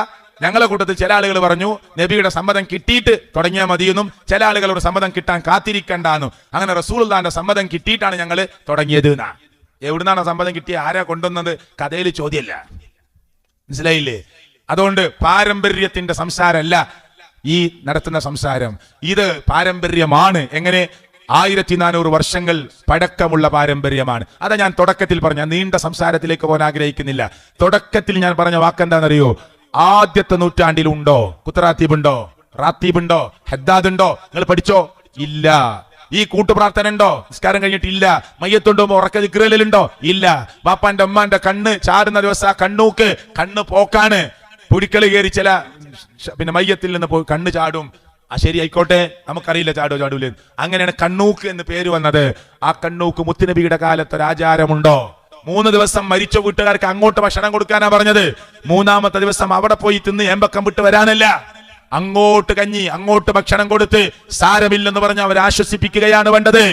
ഇതാ ദീനിലുള്ള പ്രമാണം. അല്ലാതെ കണ്ണൂക്ക്, വാപ്പാന്റെ കണ്ണ് ചാടുക, ഉമ്മാന്റെ കണ്ണ് ചാടുക, എന്നിട്ട് അന്ന് നമ്മളൊരു ബിരിയാണി വെച്ച് കൊടുക്കുക എല്ലാവർക്കും. എന്തേ? നമ്മുടെ വാപ്പാന്റെ കണ്ണ് ചാടുന്ന ദിവസ നമുക്ക് സന്തോഷ, നമുക്ക് വല്ലാത്ത ആഹ്ലാദമുള്ള ദിവസ. അങ്ങനെ ഒരു ആചാരം ദീനിലില്ല. എത്ര എണ്ണം പറയാൻ പറ്റും പ്രിയപ്പെട്ടവരെ? എത്ര എണ്ണം പറയാൻ പറ്റും? ഈ തൽക്കീൻ ചൊല്ലിക്കൊടുക്കൽ ഖബറിന്റെ അടുത്ത്, ഏത് സഹാബിയുടെ ഖബറിന്റെ അടുത്താ മുത്തുനബി തൽക്കീൻ ചൊല്ലിക്കൊടുത്തത്? നിങ്ങൾ ചോദിച്ചു നോക്ക്. അതൊന്നും കാണിച്ചു തരാൻ കഴിയില്ല. ഞങ്ങൾ അങ്ങനെ ചെയ്യും, ചെയ്തോട്ടെ, അതൊന്നും ആർക്കും തടുക്കാൻ കഴിയില്ല. അത് ഓരോരുത്തർ ഇഷ്ടമാണ്. പക്ഷെ റസൂലുള്ളാഹി സ്വല്ലല്ലാഹു അലൈഹി വസല്ലം ഒരു സഹാബിയുടെ മരണം നടക്കുമ്പോ ഖബറിന്റെ അടുത്ത് നിന്ന് തൽക്കീൻ ചൊല്ലി ഹദീസ് എവിടെ? സഹാബത്ത് വേറൊരു സഹാബിയുടെ മരണം നടന്നപ്പോ ഖബറിന്റെ അടുത്ത് നിന്ന് തൽക്കീൻ ചൊല്ലിക്കൊടുത്ത ഹദീസ് എവിടെ? ഉണ്ടാവില്ല. ഉമ്മാന്റെ പേര് ഡേറ്റ് ഒക്കെ എഴുതി വെക്കണില്ലേ? ഖബറിന്റെ മേലെ സഹാബികൾ അങ്ങനെ എഴുതി വെച്ചിന്റെ രേഖ എവിടെ? എഴുതരുത് എന്ന് പറഞ്ഞ ഹദീസ് ഞാൻ വായിച്ചില്ലേ? അതാ ഞാൻ പറഞ്ഞത്. ഈ പാരമ്പര്യമൊക്കെ എങ്ങനെ പിടിച്ചു കുലുക്കിയാൽ ഈ ചെങ്ങല 1400 വർഷം പഴക്കമുള്ള നമ്മുടെ തറവാടാകുന്ന മുഹമ്മദ് മുസ്തഫ സല്ലല്ലാഹു അലൈഹി വസല്ലമയുടെ അടുക്കിലേക്ക് ചെല്ലുകയില്ല. ഇടയ്ക്ക് വെച്ച് മുറിഞ്ഞു പോകും. എന്നാൽ തിരിച്ച് നിങ്ങൾ ചിന്തിച്ചോ, ഇതൊരു വെല്ലുവിളി പോലെ പറയുകയല്ല. തിരിച്ച് ചിന്തിച്ചോ, സലഫികൾ പറയുന്ന ആചാരം ചെറുതാകട്ടെ വലുതാകട്ടെ അതിനെല്ലാം പ്രമാണമുണ്ട്. വെറുതെ പറയുകയില്ല. മനുഷ്യരെന്ന നിലക്ക് വാക്കിൽ സ്ഖലിതങ്ങൾ വരാം, അക്ഷരങ്ങൾ മാറിപ്പോയേക്കാം, ആ വാചകങ്ങൾ ചിലപ്പോൾ മാറിപ്പോയേക്കാം. പക്ഷേ പ്രമാണമുള്ള കാര്യങ്ങളാണ് ഈ സദസ്സിന്റെ മുമ്പിൽ കൃത്യമായി പറയുന്നത്. അതുകൊണ്ട് സഹോദരങ്ങളെ, എനിക്കും നിങ്ങൾക്കും മരിക്കണമെന്ന ഒരു ഓർമ്മ, ഇന്നല്ലെങ്കിൽ നാളെ നമ്മെ മരണം പിടികൂടുമെന്ന ബോധം നമ്മുടെ മനസ്സിലുണ്ടാവണം. ഇന്നല്ലെങ്കിൽ നാളെ അത് ഉറപ്പാ. നമുക്ക് ആർക്കും എവിടെ വെച്ചാണ് മരണമെന്നറിയില്ല. വമാ തദ്രീ നഫ്സും മാദാ തക്സിബു ഗദാ വമാ തദ്രീ നഫ്സും ബിഅയ്യി അർളിൻ തമൂത്. എപ്പോഴാ മരിക്കുക അറിയില്ല, എവിടെ വെച്ചിട്ടാ മരിക്കുക അറിയില്ല. ഇന്നിപ്പോ ഞാനൊരു മയ്യത്ത് നമസ്കാരത്തിലും അതുപോലെ തന്നെ അതുമായി ബന്ധപ്പെട്ട ആ ഖബറടക്കത്തിലൊക്കെ പങ്കെടുത്തിട്ടാണ് ഇങ്ങോട്ട് വന്നത്. അപ്പോ അത് ഇടക്കരയ്ക്കപ്പുറമുള്ള വഴിക്കടവിനിപ്പുറമുള്ള മൂച്ചിക്കാരൻ മുഹമ്മദ് എന്ന് പറയുന്ന ഞങ്ങളുടെ ഒരു പ്രവർത്തകന്റെ ഭാര്യയാണ് മരിച്ചത്. അള്ളാഹു അവർക്ക് മഗ്ഫിറത്തും മർഹമത്തും കൊടുക്കുമാറാകട്ടെ. എനിക്ക് ഈ നാട്ടിലൊക്കെ ഒന്ന് മരണം ഉണ്ടായിട്ടുണ്ടാവും. അവർക്കൊക്കെ അള്ളാഹു മഗ്ഫിറത്തും മർഹമത്തും കൊടുക്കുമാറാകട്ടെ. അപ്പോ അദ്ദേഹത്തിന്റെ മക്കള് എല്ലാവരും 4 പേരും അവിടെ ഉണ്ടായിരുന്നു ഖബറിന്റെ അടുത്ത്. അപ്പൊ അവിടുത്തെ സാധാരണ ഖബർ കുത്തുന്ന ആള് ഖബറ് മൂടിക്കഴിഞ്ഞ് മൂടുകല്ല് വെച്ച് മണ്ണിട്ട് എല്ലാവരും തസ്ബീത്തൊക്കെ ചെല്ലി അവിടെ സാധാരണ ഒരു ബക്കറ്റ് വെള്ളം, മഴയാണ് ഇപ്പൊ നമ്മുടെ നാട്ടില്, അതുകൊണ്ട് മണ്ണൊക്കെ നനഞ്ഞു കിടക്കുക. അപ്പൊ ഒരു ബക്കറ്റ് വെള്ളം കൊണ്ടുവന്ന് നോക്കും, 2 ചെടി അല്ലെങ്കിൽ 2 കൊമ്പ് അവിടെ കുഴിച്ചിടും ഖബറിന്റെ 2 ഭാഗത്തും. മക്കള് അത് എടുക്കാൻ നോക്കുമ്പോ പറഞ്ഞു, വേണ്ട, വെള്ളം ഒഴിക്കണ്ട, ചെടിയൊന്നും കുഴിക്കണ്ടാറിന്. അപ്പൊ അവര് ചെന്താന്ന് ഞാൻ ഖബറിന്റെ അടുത്തുനിന്ന് ഞാൻ പറഞ്ഞു കൊടുത്തു, ഞാനല്ലാതെ പറഞ്ഞത്, മക്കളാ പറഞ്ഞത് വേണ്ടാന്ന്. മുഹമ്മദ് റസൂൽ സല്ലല്ലാഹു അലൈഹി വസല്ലമയുടെ പ്രമാണത്തിലും ഹദീസിലും ചെടി കുത്തണമെന്നൊന്നും വന്നിട്ടില്ല. അതുകൊണ്ട് നിങ്ങൾ അതിനാരും വിഷമിക്കേണ്ട, അത് മക്കളല്ലേ പറയണത് വേണ്ടാന്ന്. അവരാൺമക്കളാണ്. ഈ മരിച്ച ഉമ്മാന്റെ 4 ആൺമക്കളെ ഖബറിന്റെ അടുത്തുണ്ട്, അവരാ പറയണത് അതൊന്നും വേണ്ടാന്ന്. നിങ്ങൾ വിഷമിക്കണ്ട അല്ലേ? അപ്പൊ ഈ ഖബറിന്റെ നല്ല നനഞ്ഞ മണ്ണിന്റെ മേലെ പിന്നെ വെള്ളം അങ്ങനെ ഒഴിക്കണം, എന്താണത്? അങ്ങനെ ഒരു ഹദീസ് ഉണ്ടോ സത്യത്തില്? നിങ്ങൾ ചോദിച്ചു നോക്ക് ഉസ്താദന്മാരോട്, ആ ഹദീസ് എവിടെ? ഖബറിന്റെ മേലെ 3 വട്ടം അങ്ങനെ വെള്ളം ഒഴിക്കുക, എന്നിട്ട് ചെടി കുത്തുക. ചെറിയ കാര്യമാണ് ഞാൻ പറയുന്നത്. അതുപോലും ഒരു സൂക്ഷ്മത എന്ന നിലക്ക് മക്കത്തും മദീനത്തൊക്കെ ഇഷ്ടംപോലെ ഖബറില്ലേ, അവിടെയൊക്കെ ഇങ്ങനെ ചെടി കുത്തി വെക്കലുണ്ടോ? ഉണ്ടോ? അപ്പൊ അതുപോലും സൂക്ഷ്മത എന്ന നിലക്ക് പ്രമാണത്തിലില്ലെങ്കിൽ വേണ്ട എന്ന നിലക്കാണ് പണ്ഡിതന്മാർ അതിനെ നോക്കിക്കാണുന്നത്. അതിലൊന്നും വലിയ തർക്ക വിതർക്കങ്ങൾക്ക് വേണ്ടി പറയല്ല, ചെറിയ കാര്യമായിട്ട് തോന്നും. അതുപോലും പ്രമാണത്തിലില്ലെങ്കിൽ വേണ്ട എന്ന സൂക്ഷ്മതയാണ് സലഫികൾ നടത്താറുള്ളത്, അല്ലേ? അതൊരു സഹോദരങ്ങളെ, ഞാൻ എന്റെ കുടുംബത്തിൽപ്പെട്ട ഒരു ഉമ്മ മരിച്ചപ്പോ അവിടെ ഖബറിന്റെ അടുത്ത് ചെന്ന് നിൽക്കുമ്പോ ഉസ്താദ് വന്നിട്ട്, പള്ളിയിൽ ഉസ്താദ് വന്ന് പോക്കറ്റിൽ നിന്ന് ഒരു പേപ്പർ എടുത്ത്, ആ പേപ്പറിൽ ഖബറിൽ നടക്കുന്ന ചോദ്യം, മൻ റബ്ബുക മദീനുക എന്നുള്ള ചോദ്യമില്ലേ, ആ ചോദ്യം അതിന്റെ ഉത്തരവും പേപ്പറിൽ എഴുതിയിട്ട് ഈ മയ്യത്തിന്റെ തുണിയിൽ ഇങ്ങനെ കോർത്ത് വെച്ച് എന്നിട്ട് ഖബർക്ക് ഇറക്കി. ഇതെന്റെ കുടുംബത്തിൽ, ഭാര്യ കുടുംബത്തിൽപ്പെട്ട ഒരാളുടെ മരണവുമായി ബന്ധപ്പെട്ട് എന്റെ കണ്ണുകൊണ്ട് നേർക്ക് നേരെ കണ്ട, നിഷേധിക്കുകയാണെങ്കിൽ ആ സ്ഥലവും അതിന്റെ കാലിന്റെ പേരൊക്കെ പറയാം, പേപ്പറിൽ എഴുതിയിട്ട് ചോദ്യവും ആൻസറും, മലക്കുകൾ ഖബറിൽ ഒന്ന് ചോദിക്കുന്ന ചോദ്യം അതിന്റെ ഉത്തരം പേപ്പറിൽ എഴുതി ഖബർക്ക് വെച്ച് കൊടുക്കുക. അപ്പൊ എന്താ പറഞ്ഞ അവിടുത്തെ ആളുകളെ, ഞാൻ ചോദിച്ചു അവിടുത്തെ ആളുകളോട്, ഇതൊക്കെ എന്താണ്, ഇതൊന്നും ഇവിടെ മുമ്പ് ഉണ്ടായിരുന്നില്ല, ഈ ഉസ്താദ് വന്നതിന് ശേഷം ഉണ്ടായതാണ്. അപ്പൊ ഓരോ കാലിമാര് മാറുമ്പോ ഇസ്ലാമിന്റെ ആചാരം എങ്ങനെ മാറൂ? നിസ്കാരം 5 നേരാണ് അല്ലേ? സല്ലു കമാ റഅയ്തുമൂനി ഉസല്ലി, ഫർളായ നമസ്കാരം 5 വക്താണ്. അത് അമേരിക്ക പോയാൽ 5 തന്നെ. റവാത്തിബ് സുന്നത്ത് അമേരിക്ക പോയാൽ അങ്ങനെ തന്നെ, കാനഡയിൽ പോയാൽ അങ്ങനെ, ആഫ്രിക്കൻ രാജ്യങ്ങളിൽ പോയാൽ അങ്ങനെ, ഏഷ്യൻ രാജ്യങ്ങളിൽ പോയാൽ അങ്ങനെ. ഇസ്ലാമിന്റെ ആചാരം എന്തുണ്ടോ ലോകത്തെവിടെ പോയാലും ഒന്നാണ്. ഒരു മഹലിലെ ഉസ്താദ് മാറുമ്പോ ആചാരം മാറുന്നു. അങ്ങനെ ഇല്ല ദീനിൽ, അങ്ങനെ ഇല്ല സുഹൃത്തുക്കളെ. ദീനിലുള്ള ആചാരം ലോകത്തെവിടെ പോയാലും ഒന്നാണ്. അങ്ങനെ നമ്മൾ മനസ്സിലാക്കേണ്ടത്. അല്ലാതെ നമ്മളെ കേരളക്കാർക്ക് ഒരു ഇസ്ലാം അങ്ങനെയില്ല, ഇന്ന മഹല്ലുകാർക്ക് ഒരു ഇസ്ലാം അതില്ല. നമ്മൾ എവിടെ ചെന്നാലും നമുക്കൊരേ ദീനാണ്. ആ ദീനനുസരിച്ചാണ് നമ്മൾ പോവേണ്ടത്. ഇസ്ലാമിന്റെ അടിസ്ഥാനപരമായ കാര്യങ്ങൾ ഒന്നാണ്. ആ നിലക്ക് നിങ്ങൾ ദീനിനെ മനസ്സിലാക്കാൻ ശ്രമിക്കണം. ഇതൊരു വാശിയല്ല, പഠിക്കാൻ തയ്യാറാവുക. ഈ സദസ്സിലിരിക്കുന്ന ഈ കൊച്ചു ടീമൊക്കെ അങ്ങനെ പഠിച്ചു വന്നവരാണ്. കുരാച്ചുണ്ടിൽ എന്റെ ശബ്ദം കേട്ടവരെ, നിങ്ങൾ പഠിക്കാൻ തയ്യാറാവണം, അന്വേഷണം നടത്തണം. അള്ളാഹു തൗഫീഖ് നൽകുമാറാകട്ടെ. അതുകൊണ്ട് വമാ തദ്രി നഫ്സും മാദാ തക്സിബു ഗദാ വമാ തദ്രി നഫ്സും ബിഅയ്യി അർളിൻ തമൂത്. എപ്പോഴാ മരിക്കുക നമുക്കറിയില്ല, എവിടെ വെച്ചാ മരിക്കുക നമുക്കറിയില്ല. വാശി വേണ്ട, നമുക്കാരോടും വൈരാഗ്യം വേണ്ട. ജാതിയും മതവും വർഗവും വർണ്ണവും നോക്കാതെ മനുഷ്യനെ നമ്മൾ സ്നേഹിക്കുന്നു. എന്നാൽ ദീന് ഒരാളുടെ മുമ്പിലും നമ്മൾ അഡ്ജസ്റ്റ് ചെയ്യുന്നില്ല. ബഹുദൈവ വിശ്വാസത്തിന്റെ ഭക്ഷണം നമ്മൾ കഴിക്കണില്ല. ഹൈന്ദവ സഹോദരങ്ങൾ മലക്ക് പോകാൻ തീരുമാനിച്ചാൽ നമ്മുടെ വീട്ടിൽ നിന്ന് ഭക്ഷണം കഴിക്കില്ല. അത് അവരുടെ വിശ്വാസത്തിന്റെ ഭാഗ. അതിന് വർഗീയത എന്ന് പറയാൻ പറ്റൂല. അതുപോലെ വിശ്വാസത്തിന്റെ ഭാഗമാണ്. അവർ പറയും, ഞാൻ മലക്ക് പോകാൻ തീരുമാനിച്ചതാ, മാലട്ടതാ, തുണി ഉടുത്തതാ, അതുകൊണ്ട് ഇനി നിങ്ങളെ വീട്ടിൽ നിന്ന് കഴിക്കാൻ പറ്റൂല. നമ്മളോട് ദേഷ്യം ഉണ്ടായിട്ട് പറയില്ല, അത് അവരുടെ വിശ്വാസത്തിന്റെ ഭാഗമാണ്. അതുപോലെ അള്ളാഹുവിന്റെ പേരിലല്ല അത് അറുത്തത് നമ്മൾ കഴിക്കൂല. എന്താ കാരണം? അത് നമ്മുടെ വിശ്വാസത്തിന്റെ ഭാഗമാണ്. അങ്ങനെ മനസ്സിലാക്കിയാൽ എത്ര സൗഹൃദം ഉണ്ടാകും, അങ്ങനെ മനസ്സിലാക്കിയാൽ എത്ര സൗഹാർദ്ദം ഉണ്ടാകും. അപ്പൊ ഓരോരുത്തർക്കും ഓരോ മതവിശ്വാസങ്ങളുണ്ട്.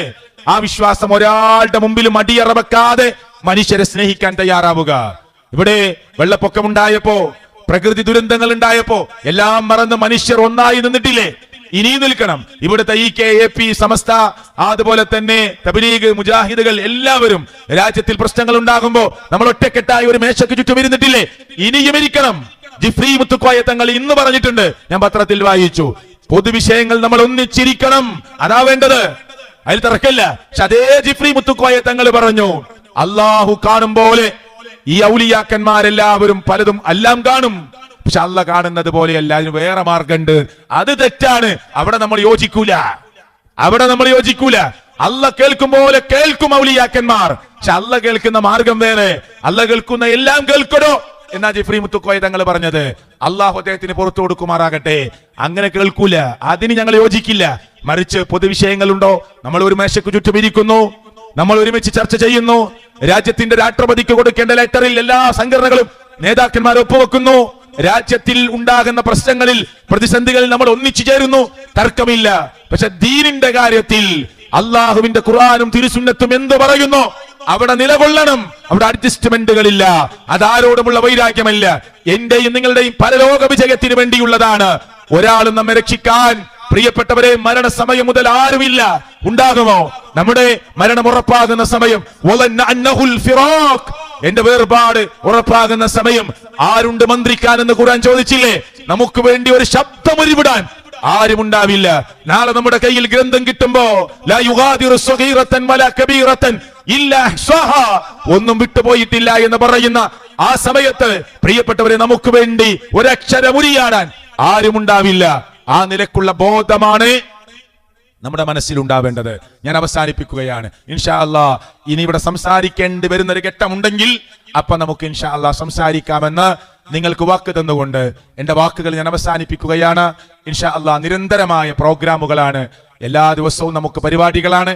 അള്ളാഹു സ്വീകരിക്കുമാറാകട്ടെ.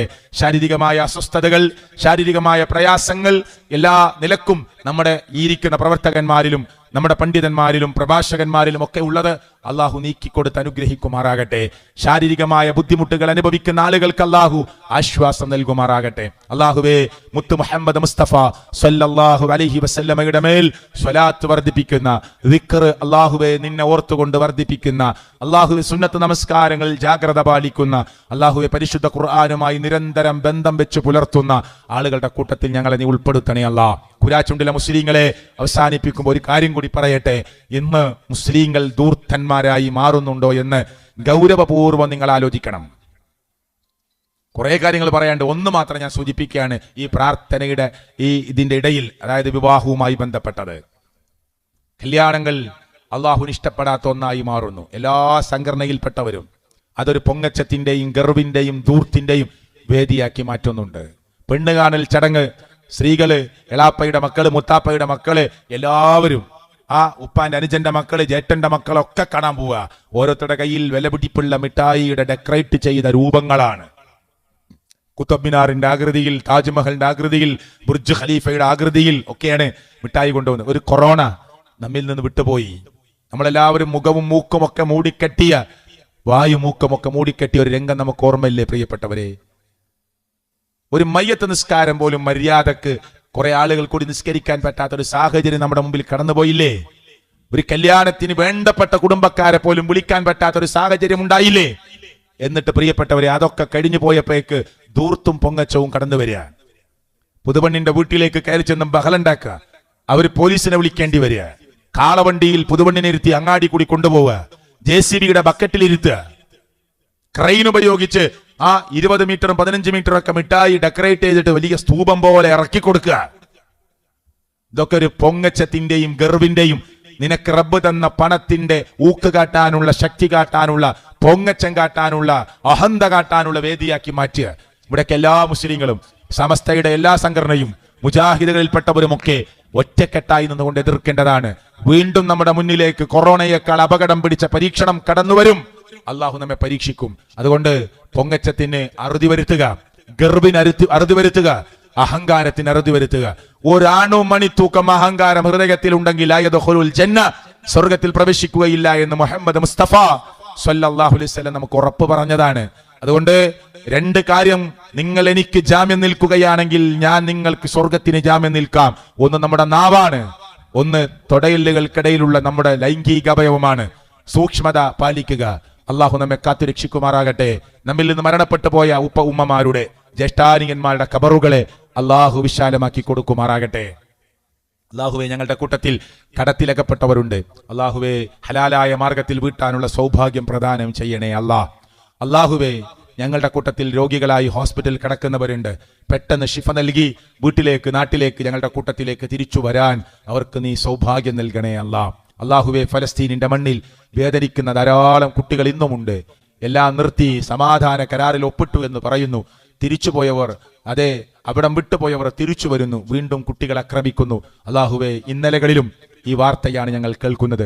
ഇന്ന് പുലർച്ചെയും കേട്ടതാണ്. അള്ളാഹുവെ, നീ പരിശുദ്ധമാണെന്ന് പറഞ്ഞ 3 പള്ളികളിൽ ഒരു പള്ളി നിലകൊള്ളുന്ന ആ പ്രദേശത്തെ നീ കാത്തുരക്ഷിക്കണേ അവിടുത്തെ ആളുകൾക്ക് നീ സമാധാനം കൊടുക്കണേ ഒരു സ്വതന്ത്ര ഫലസ്തീൻ നൽകി അവരെ നീ അനുഗ്രഹിക്കണേ അള്ളാഹുവേ, ഇസ്ലാമിന്റെ പേരിൽ, മുസ്ലിമായതിന്റെ പേരിൽ ലോകത്തിന്റെ ഏത് ഭാഗത്ത് വെച്ച് എത്രയോ മനുഷ്യർ അക്രമത്തിനിരയാകുന്നു. അള്ളാഹു അവർക്ക് നീ അഭയം നൽകണേ ഈ ജനാധിപത്യ രാജ്യം, അതിനെ തകിടം മറിക്കാൻ ശ്രമിക്കുന്ന, നീരാളി കൈകൾ ഉപയോഗിക്കുന്ന, ഇരുട്ടിന്റെ മറവിൽ പണിയെടുക്കുന്ന, ജനാധിപത്യത്തെ അട്ടിമറിക്കാൻ ശ്രമിക്കുന്ന രാക്ഷസന്മാരെ നീ പുറത്തു കൊണ്ടുവന്ന് സമൂഹത്തിന്റെ മുമ്പിൽ പടച്ചവനെ ബോധ്യപ്പെടുത്തി ഈ രാജ്യത്തെ നീ സംരക്ഷിക്കണേ അല്ലാഹുമ്മ ഗഫിർ ലിൽ മുഅ്മിനീന വൽ മുഅ്മിനാത്ത് വൽ മുസ്ലിമീന വൽ മുസ്ലിമാത്ത് റബ്ബനാ തഖബ്ബൽ മിന്നാ ഇന്നക അൻതസ് സമീഉൽ അലീം ربنا ظلمنا أنفسنا وإن لم تغفر لنا وترحمنا لنكونن من الخاسرين ربنا هب لنا من أزواجنا وذرياتنا قرة أعين واجعلنا للمتقين إماما اللهم خلص قلوبنا من الرياء اللهم خلص قلوبنا من النفاق اللهم خلص قلوبنا من الشرك والكفر آمين آمين برحمتك يا أرحم الراحمين.